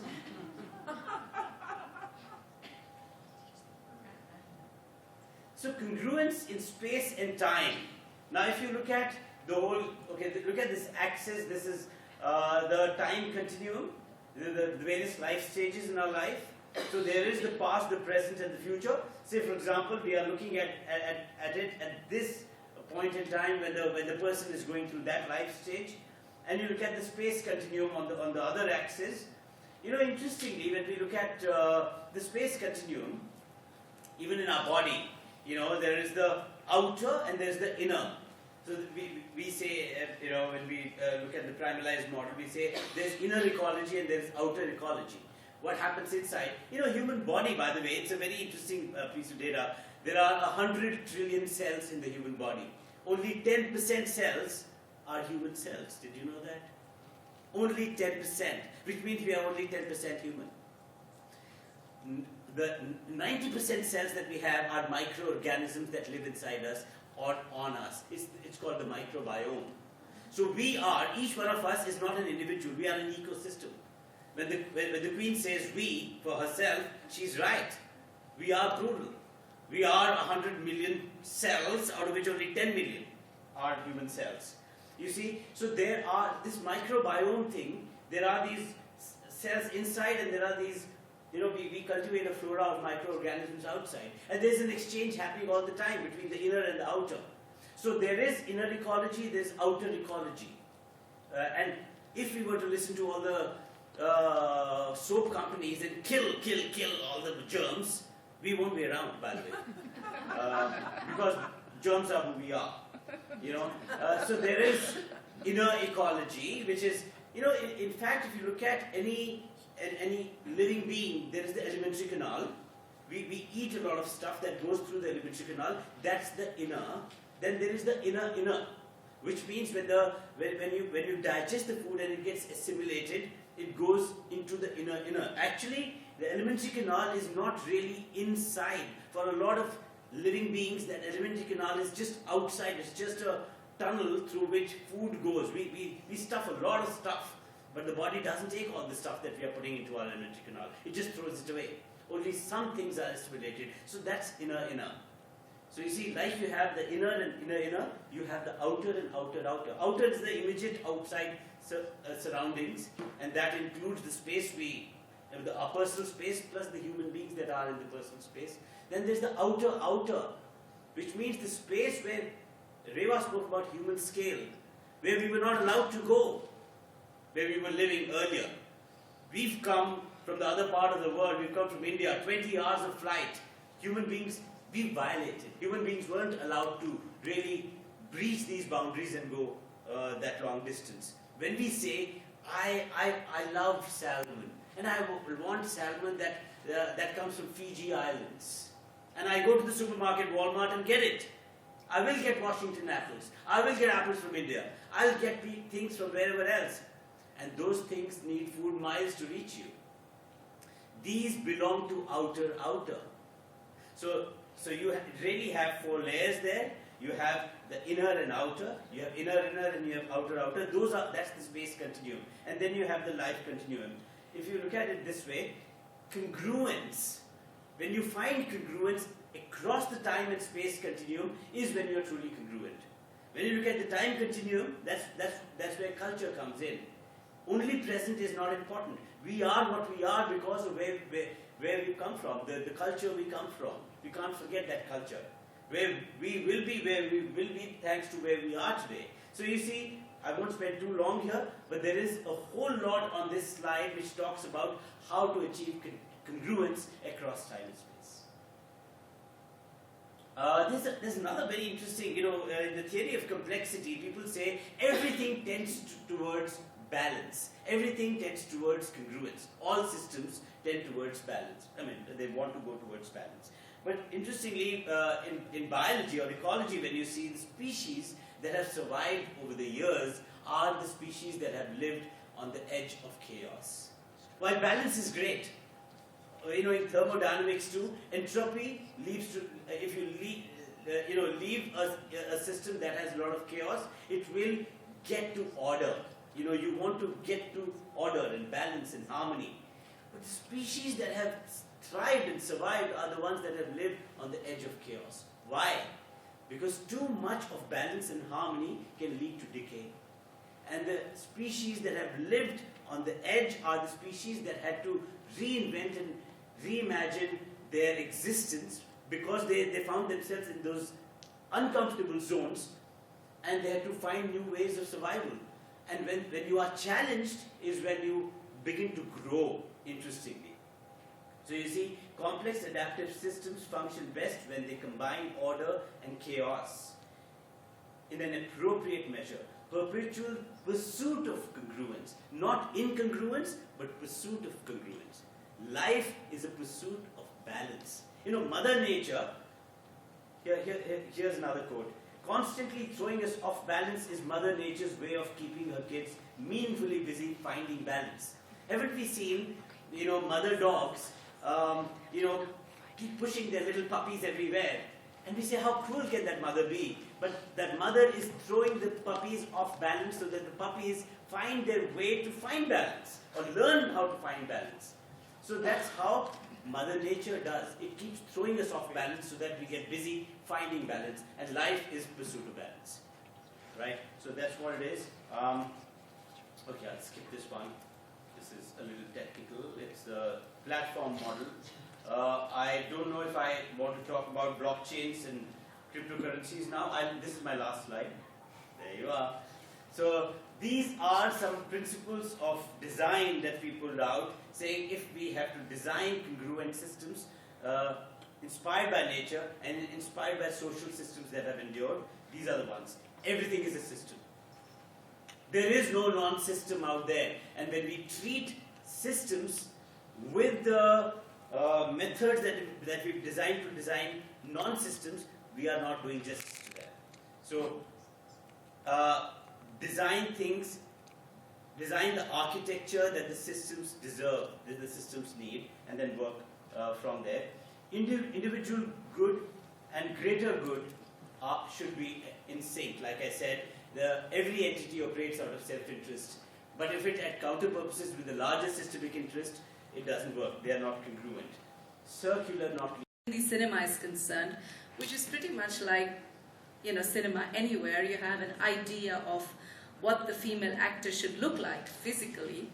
And Huma Qureshi, with her very different, new, independent and original choices, is redefining that persona for us.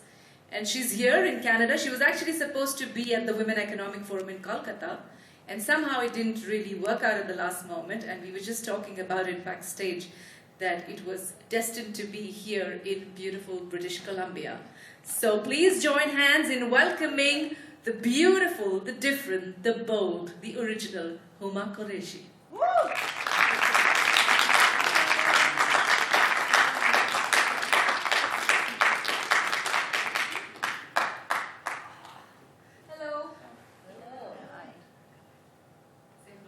Hi everyone, it's nice to be in Vancouver.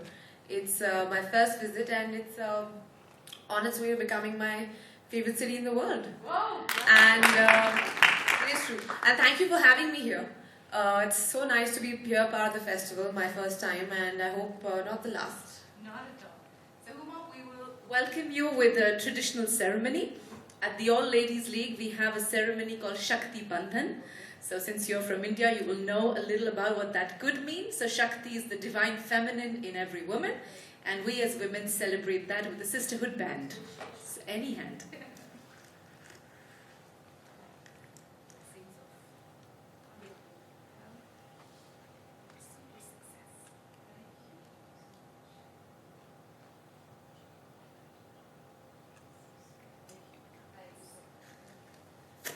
So we will share the mic. We have one. I'm sure I'm pretty honest, right? Okay. So everybody is here, had a long day. We've been here since morning, since 9 o'clock. What have you guys been doing? Talking. And so final conversations with you to make it a little different. So I've shared a little about with everybody about you. And how we see you is how you've come into this industry. You're like what you say, an outsider, in the sense of not from a film family. You came as, anybody, the girl next door who had dreams to be an actor, a different dream from day one, the only daughter, and being brought up in a family in Delhi and having this dream and then daring to follow your dream. Tell us a little about that. Well, you said everything now. I don't know where to start from. Well, I don't know. I think I always think of myself as a girl with an idea, with a dream, you know, and that's pretty much about it. And I know it for a fact because if you just sort of follow what your heart truly desires, it does come true. So I don't know, whatever you want to call it. Power of conviction, following your dream, following your passion. But I do believe that if there's something that you really, really want, it does sort of, you know, come together. And for me, acting has been the one thing that sort of gave me the maximum amount of happiness, joy, fulfillment, creative sort of expression from a very early age. And I had the opportunity to sort of, you know, first manifest that through theatre and now film.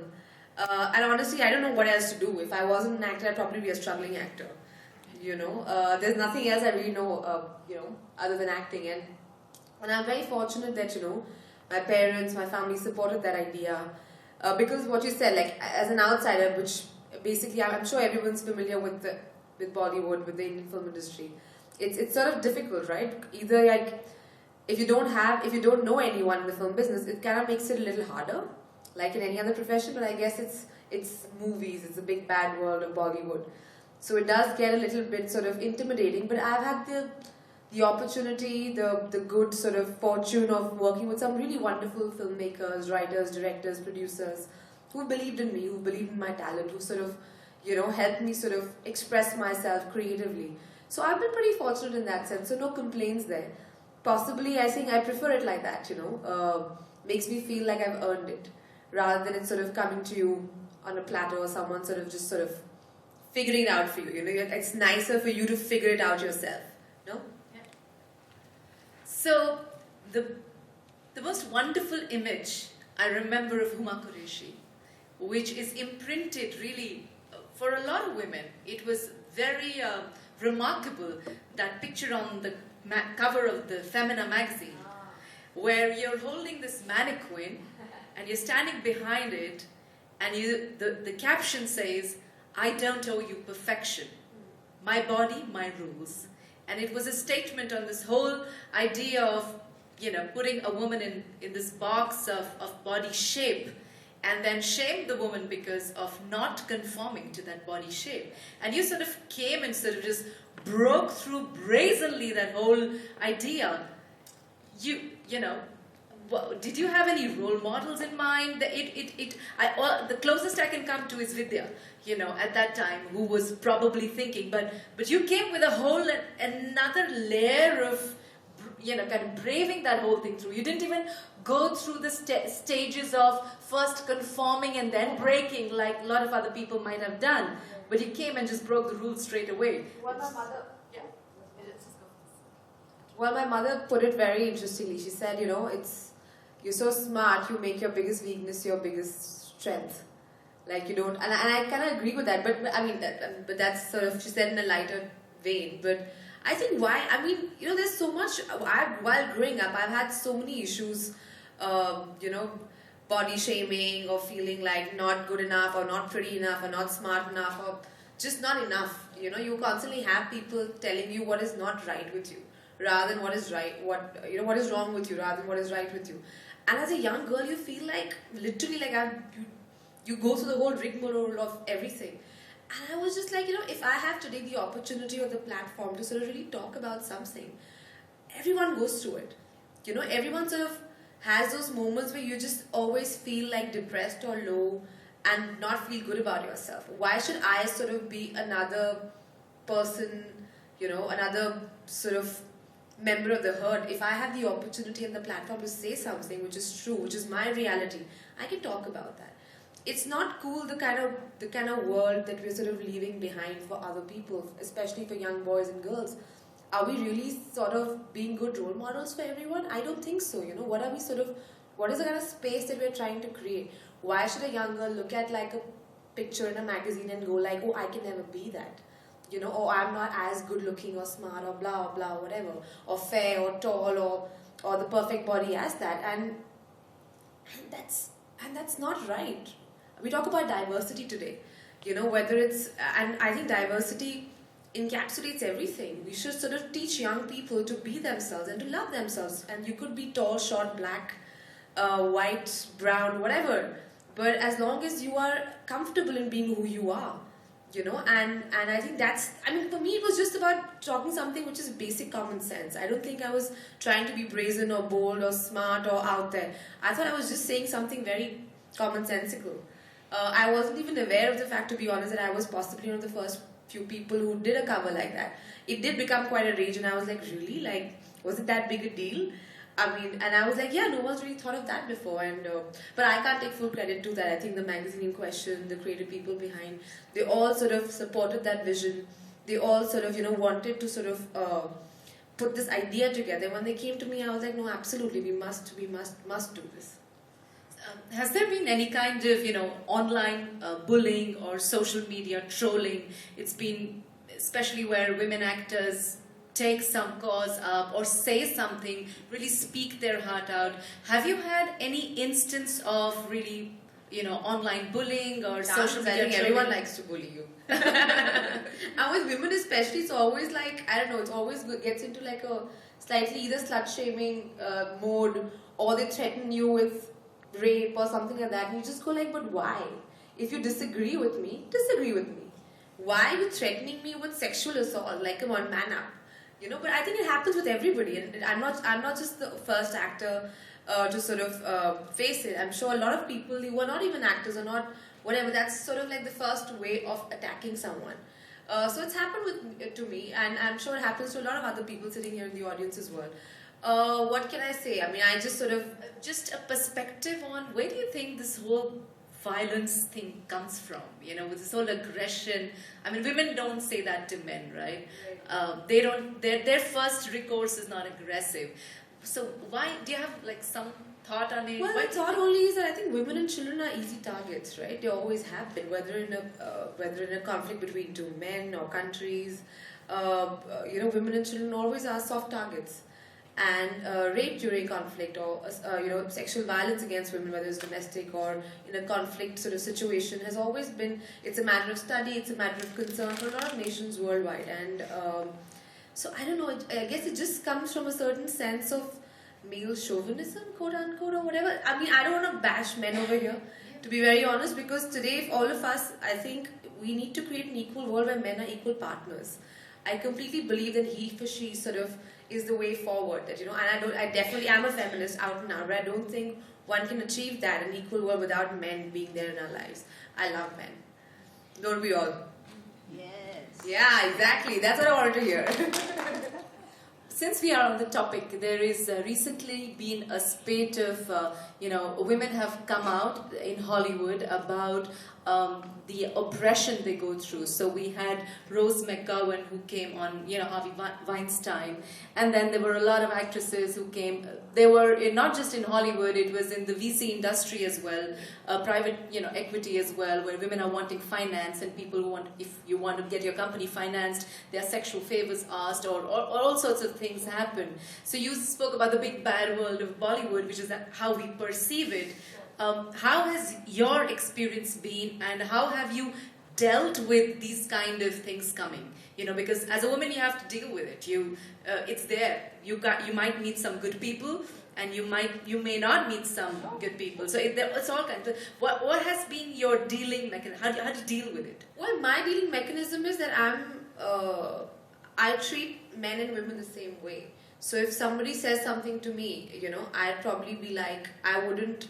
If a person was to make an advance at me, if it was a genuine advance in terms of if somebody really likes you, then it's sort of flattering. You like someone, finding you attractive, and it's very flattering. However, but if that person expects that person would help you advance in a career choice, because if you would return that favor, then I think it's just not cool, And I would often tell them that, I just tell people about it. And I think that's the way. I think the fact that women don't talk about what happens, they don't speak out. I think that's the main reason why a lot of predators feel they can get away with it. And the idea is to let them know that no matter what, you are not afraid of confronting them or sort of, calling out and saying, okay, this person is an oppressor, this person is sort of made in advance at me, that is not welcome. And I think I always give off that vibe. I always come off as, in Hindi they say, a mufat person. I don't know how many, like a person who just calls a spade. So I'm just going to be like, I'm just going to tell everyone. So I think that's the way forward. Today, with Harvey Weinstein, a lot of people are talking about it and everything sort of coming to light. So many actors, who've sort of been at the top of their game are now talking about it, saying, yes, it happened to me too, me too, me too. But the fact of the matter is that there was an environment where they felt they could not speak out. Now, whose fault is that? It's our fault, right?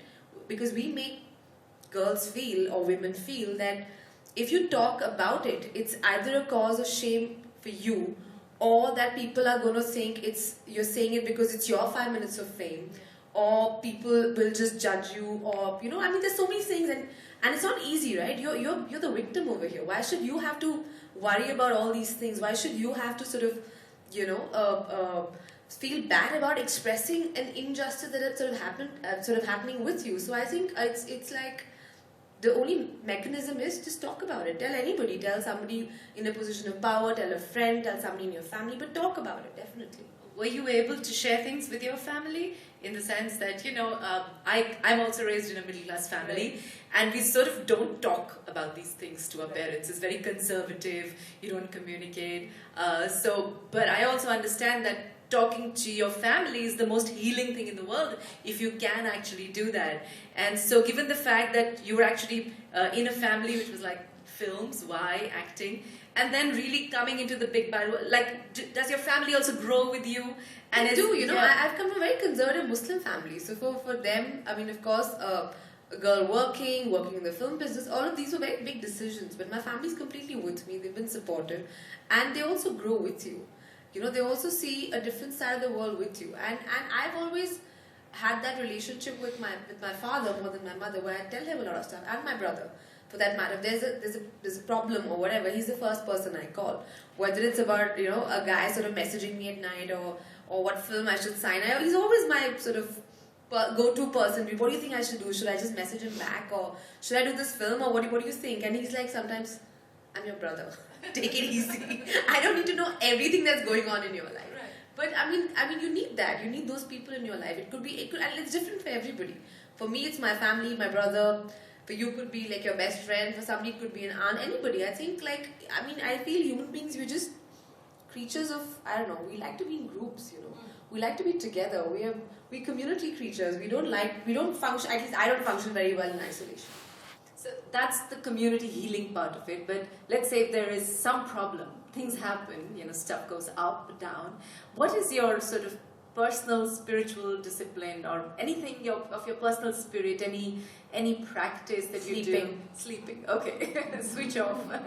It's really spiritual. I recommend it highly. Whenever you're really stressed and you can't breathe and you don't know what to do, just take a little nap. I promise you, the world will be a far better place than when you were up. It does work. I do it all the time.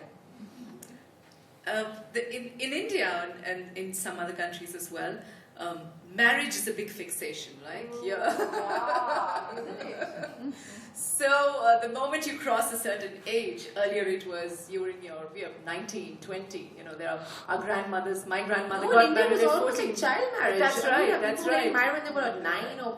That's right. So it kept advancing. So now if you cross your 30s or something, parents, or at least people around your parents, will be really worried about what's going on, what's wrong. You have to find a match. And there was this amazing incident with Sania Mirza, you know her as well. And when she won the Wimbledon, she was on national television, and it's a very famous anchor who congratulates her for the Wimbledon victory, and then he says, what about settling down? And she says, well, of course, winning Wimbledon is not enough. I need to settle down. So it was quite a revelation, and very, very nice of him actually to apologize. And he said, we're all sort of part of this mindset that no matter what a woman does, no matter what milestone she achieves, it's always when are you getting married is sort of the final thing, or if you're married already, when you're having babies is the next thing. And he sort of apologized as well, which was very sweet and wonderful. But in India, the thing is, we were such a the community spirit is taken so seriously. It's almost like when you're getting married, and if you're not married, everyone wants to hook you up with somebody. And once you're hooked up with somebody, when you're going to have babies, why aren't you having babies? How many times do you do it? Why? You know, like, it's sort of like, excuse me, privacy, please. Thank you very much. But I think it's just that whole spirit of trying to be involved and taking the lineage forward is sort of a bit too much. I don't know. I think, for me, marriage is not a concept that needs to happen by a certain point in time or whatever, or you need to do it, otherwise you're not settled, quote unquote. For me, I think marriage is about a person. It's about finding the right person. Do you really want to sort of be with a particular... I'm a bit of an old-fashioned romantic. Do you want to be with a particular person all your life? Do you want to have babies with him? Do you see yourself being with this person, growing together? So for me, it's more about finding that person. It's not so much about an idea of now you need to be settled, quote unquote. And I definitely remember that incident that happened with Sanya.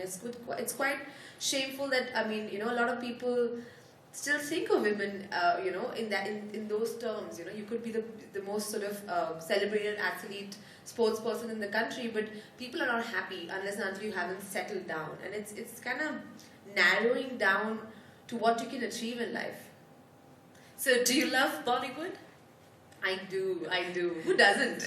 So, there are a lot of people who say, even from the industry, don't call it Bollywood. It's the Indian film industry. Indian film industry. But I love Bollywood. I don't know why. There's such a fond name. Bollywood is more like, it's an idea. Bollywood is not a place. It's not really the Indian film industry. It's just the spirit. It's an idea. I'm so glad you say that's an idea. There was a conversation with Nicole Kidman and in Delhi. She had come once for a conference.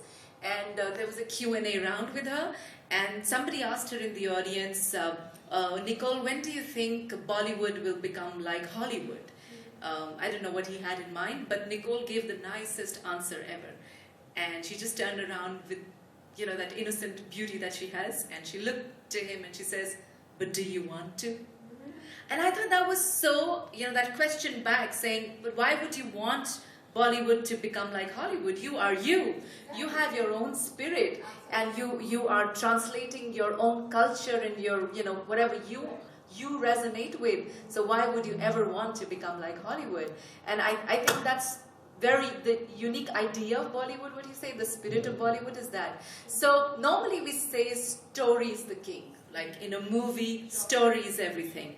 But in Bollywood, the song is as much the king, I remember growing up, I haven't seen those movies. When I was growing up, listening to the radio. Where did you grow up? In Delhi.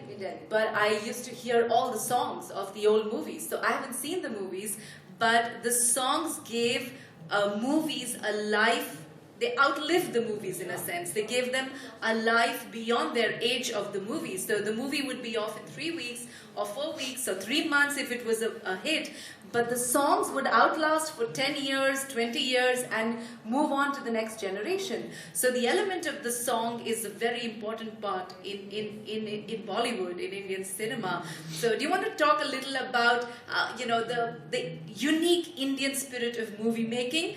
Maybe Hollywood would come to Bollywood to pick up a few things like they did in some of the movies. Well, nobody needs to go anywhere, I think. I think they all are very, very good and sort of great in the space that they are in. Absolutely. I think music is such an integral part of the films that we make, and they really make the Bollywood movie, And I think it's got to do with our culture, really. We are a very loud, boisterous, emotional nation. We're always sort of involved in what's going on. Music is a very important part of our lives, whether it's someone, someone's wedding or someone's being, born or any function or any festival. Music is a very important part of our culture intrinsically. So I think that sort of naturally lends itself to the films that we make. Today a film like La La Land, could be a Bollywood movie, to be very honest. It's got the love story, it's got the music, it's got the dancing, it's got the romance. It's got everything.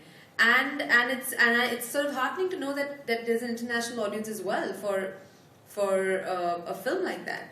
Having said that, there are all sorts of films that get made, and I think the interesting thing about the movie business right now is that I could be sitting in India and watching like a Hollywood film or a Netflix show or an Amazon show and be enjoying it with that much ease, and I could be in Vancouver and watch a Hindi movie which is as Bollywood can get. So I think that's the interesting thing that's happening in the film space right now. Music, of course, in India we don't really have a very strong music scene outside the films. The music is from Bollywood. You know, like over here you have a lot of like musicians and, you know, who are sort of not film related. Over there, the music scene is all about the films that we make. So I think it's sort of, there is no sort of distinction between the two. Which is why you may have like a film that people might not remember after a few years, but the music, that definitely lives on. So much so now, you know, a lot of dramatic movies get made in India which don't really have the scope of a song. It's like, it could be a thriller or it could be like a horror movie. No, not just an item song. So either you have an item song which is a slightly more sexualized song in which a girl is dancing, everyone's going like, oh my gosh, she's so hot. Or there's just like a standalone music video that we shoot, which is not in the film. But you just use that to sort of, you know, say something about the film or as a promotional device, and that really works. And the remixes now, and of course we've always sort of, so they're sort of really big right now, because you have a really old song like a Hava Hawaii, you know, which has been like a chart bust and people sort of remember it. And now you just sort of change it and remix it and people still sort of lap it up. So I think, and that music is just so special. It is. You process your feelings in a diverse, complex country where you're surviving with the issues, but that gives the energy. I mean, I see little kids Serving tea in the morning at 4 o'clock at railway stations and singing. And humming, and it's sort of. But that's the thing about India, you know, that's the thing about the culture. There's so many people, about 1 billion plus people, so diverse. Every 2 kilometers, the culture, the language, everything changes. However, despite that, there is a certain sort of, you know, spunk and a certain zest for life, which is just sort of unimaginable, really. But I think that's what really keeps the spirit of that place. You know, there's just so much enthusiasm and zest for life, and I think definitely music plays a very, very integral part of that. Like I said, it's a festival or someone's wedding. Even, I mean, there are communities where even if someone sort of passes away, there's a music to that, you know, which is sort of unheard of, really. So you did international movies as well. You did Gurinder Chadda's Viceroy House, which released this year in March. How was that experience working with, I mean, she is of Asian origin, but she's British as well, and she's got a unique perspective.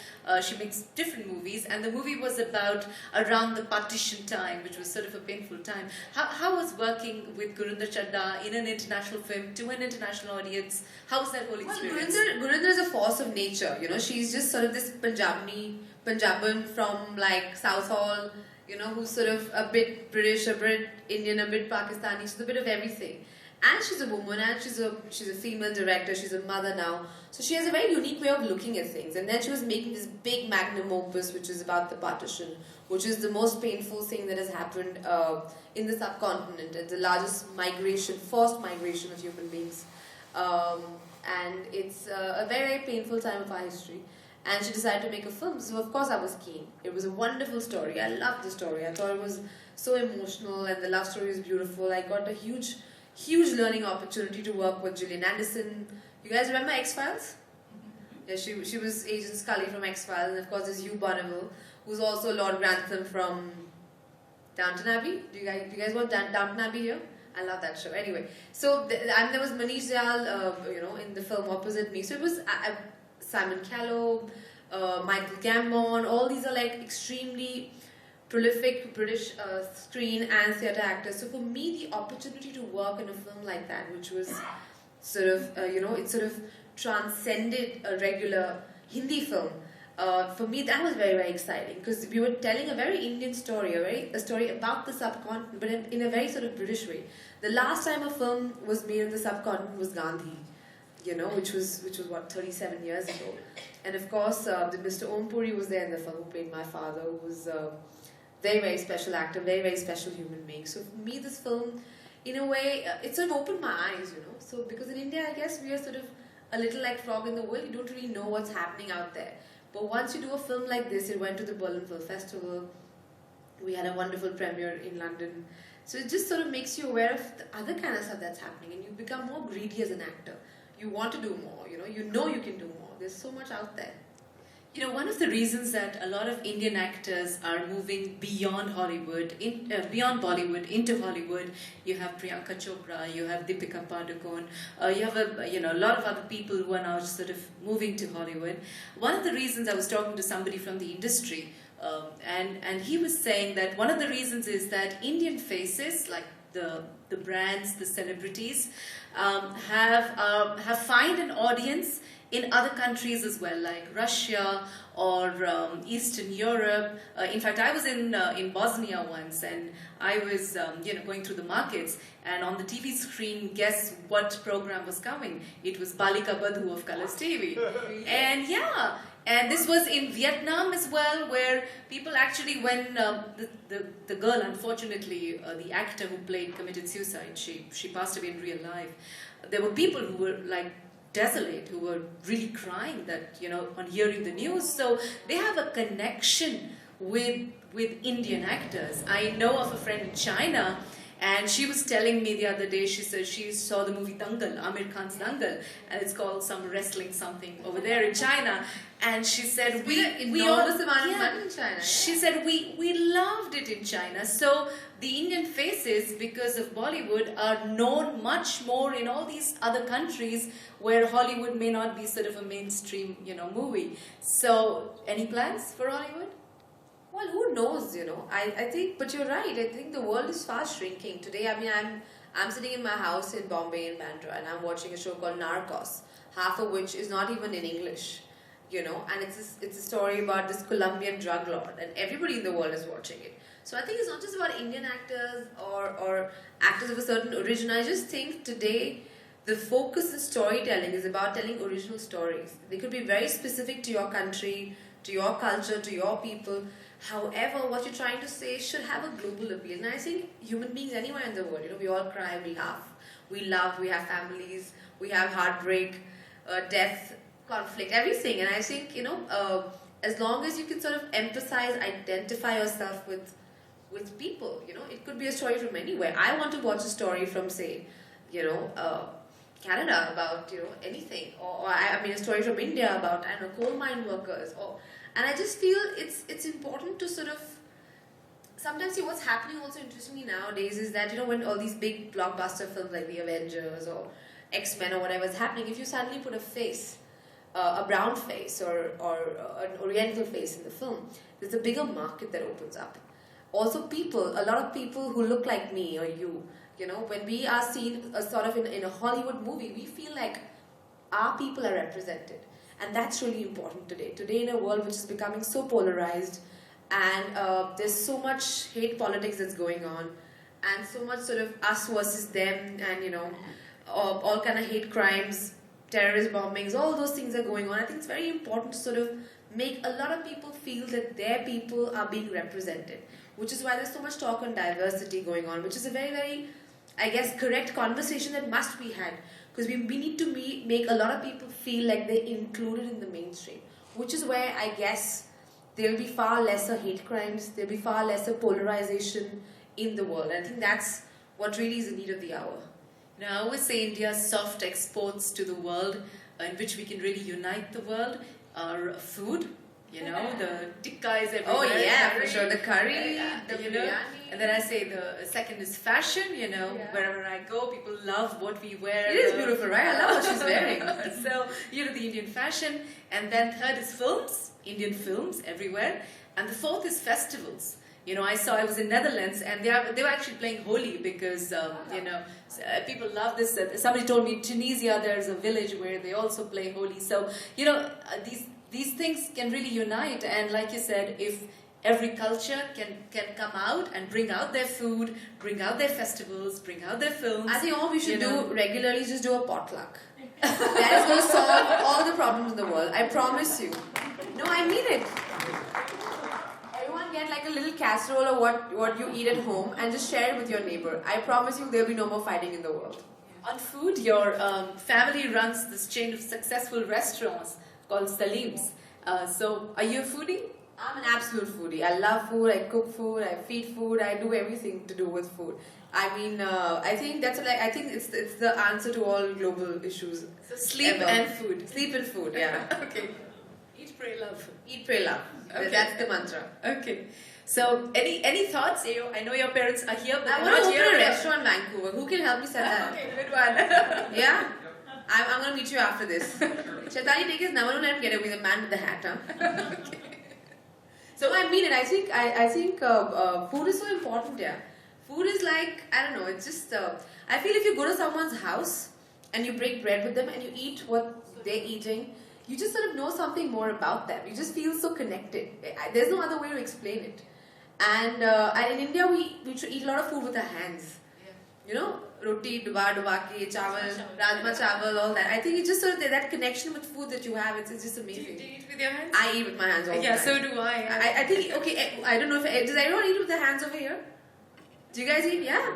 Isn't it amazing when that connection with the food, when you actually break bread, dip it in some gravy, put it in your mouth, it's just, you can't beat that. It's not the same with a knife. It's one of those things that keeps you grounded then. That's what I was trying to ask you, and I'll ask that again. Because it's important that being in such a star-driven industry where everybody becomes a star, how are you so grounded, so real, so warm, and so much fun?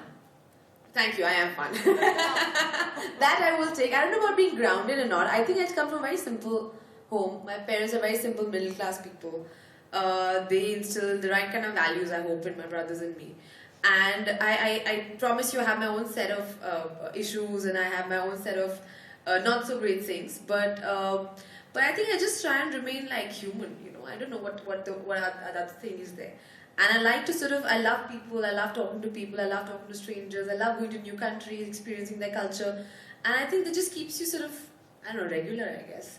I hate 5-star hotels. I think I live there so much that whenever I can get the opportunity, I want to just just travel local, eat local food. I think you get to know so much more about a people and a culture when you just live like them. And so what's your restaurant in Vancouver going to be called? It's going to be called Salim's. Okay. That's the one in Delhi. That's going to be called Salim's. I thought it was going to be called Huma because that's a very beautiful name too. Thank you. I want to share with everybody what her name means actually. No. Yeah, so Huma is this beautiful bird of paradise, right? That's right? And what is very interesting is we're talking about unity. So the reference to Huma is found in Iranian literature. The national, it's sort of a national bird which is put on their airlines as well. And then you have a reference to something called Soma in the Vedic literature, which sort of Homa and Soma, because Iranians would sometimes switch the S for the H, so that's why Sindhu became Hindu, so so Soma. And then Guru Gobind Singh, I was born a Sikh in the Sikh family. So Guru Gobind Singh, which is the 10th Guru, was the warrior Guru, and fought Aurangzeb and the army. So he had a sort of a bird, which is supposed to be the same Homa bird, which never descends, which stays in the air, lays eggs in the air, everything. It never touches down the ground. And so it stands for this whole spiritual upliftment and supposed to be I'll tell you a story. I don't know about the egg part or not, but I didn't lay any eggs. But just had to put it out there. But there's a very interesting story about the bird Huma, that apparently it's a bird of paradise. It doesn't actually exist. It's a mythical bird. But if it flies over your shoulder and it casts your shadow, the shadow's not coming in. If it casts your shadow on your shoulder, it's supposed to change your fortune. I'm in your presence. My fortune is made. And from a pauper, you become a king. So I don't know if it's true or not, but I definitely can't fly. I can probably waddle. Walk, flying is not happening. And there was a very interesting thing about the bird. It said in this bird, the masculine and the feminine are perfectly balanced. So it's a bird symbolizing gender parity as well. Wow. I went to Davy Street over here, I have to tell you guys. I took my dad there. He was quite a rock star, and we made him pose in front of that rainbow pedestrian crossing. It's quite a cool picture. That reminded me I have to put that up with someone on social media. So Huma's been with us. She's not just cast that shadow of fortune on me. She's cast it on everybody sitting in this room. So all of us, when we exit, we carry this little special shine with us. At least I am. If you believe in it, you do. So thank you, Huma, for being here with us. But I'm going to just ask everybody if they have any question for Huma before we wrap up. Or have I asked it all? You have a question? Do you need a mic?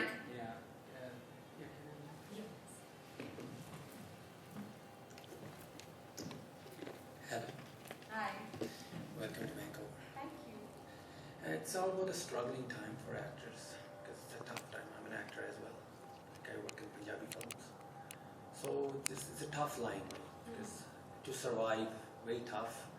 So how was your experience in this? My experience while my struggling days was very, very tough. It's tough for everyone. And I remember when I first came to Bombay, for one whole year I had no work. I would just get up in the morning, didn't know too many people, didn't have many friends. My family was in Bombay. My brother also had not moved to Bombay. So I would get up, get my hair blow dried, go to like a local parlor, put on my makeup, carry like a outfit, wear something nice, and just go for auditions. And in India, a lot of these audition rooms are not very comfortable. They're extremely sort of basic and cramped, full of 40, 50 people. You have to stand and wait for your turn. Sometimes people are rude to you. They're not the nicest or the warmest. You face rejection all the time.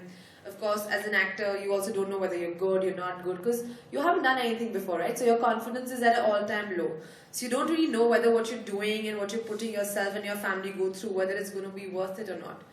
But honestly, for me, what really works, or works rather even now, because I feel the struggle is always on. Even if you've done 1 film or 2 films or 10 films, you always feel that there's always the next level. There's always a next step to what you want to achieve and where you want to be in life. So for me, the struggle is still very much alive. But at that point in time, and even now, I feel the one thing that keeps me going is a sense of humor. If you start looking at your life and everything that's going, instead of making it really heavy and dark and depressing, if you have the ability to laugh at yourself and laugh at the situation you're in and find every single day something in that situation to smile about or laugh about, I think it'll just make the whole journey far more wonderful. Oh, thank you so much. Thank you. Anybody else? Yes, please. The man in the hat. Man in the hat, my business partner. Yes. Can I have your name, please? Rajinder. Rajinder? Yeah. Rajinder, my business partner, ladies and gentlemen. Can we have a round of applause for him?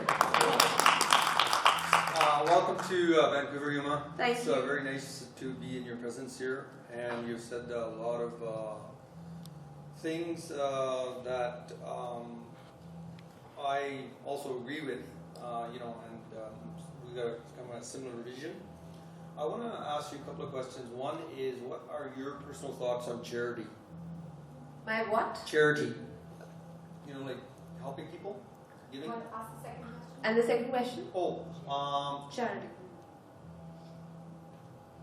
The second question is, you said that, how food brings people together, right? What is the commonality we all human beings have? As far as food is concerned? No, just as humans.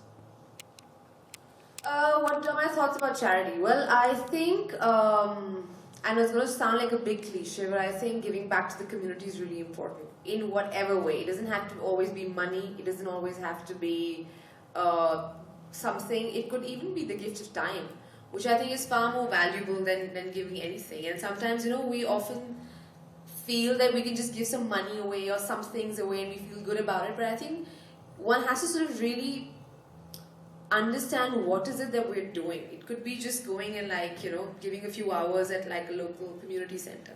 Or it could be really finding out there's an orphanage next to you, that what do the kids there really need, rather than just getting them something that you want to give them. So I think for me, charity is about sharing something in your life with others who maybe don't have it. And more often than not, it's time, it's love, it's compassion. That for me what real charity is. And the common thing in human beings all over the world is, I think people are just the same. I don't think people are very different. We could look different because of gender, because of ethnicity, backgrounds, maybe social status, but I think essentially human beings are just all the same. And I don't think that I don't like the fact that we always try and keep finding differences. I think we have so much more reasons to find togetherness and reason to celebrate our music, art, culture, everything. There's so much more that we have in common than we have dissimilar. So that's what I think. There's far more that unites us than what divides us, and it's important to focus on that. So with that, that's a wrap with 4 golden words by Huma Qureshi. Eat, pray, love, love. Thank you so much. Thank you so much. You've been wonderful.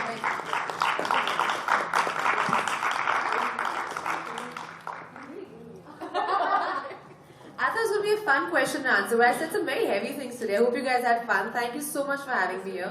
And you look beautiful and you are beautiful. Thank you. Thank you.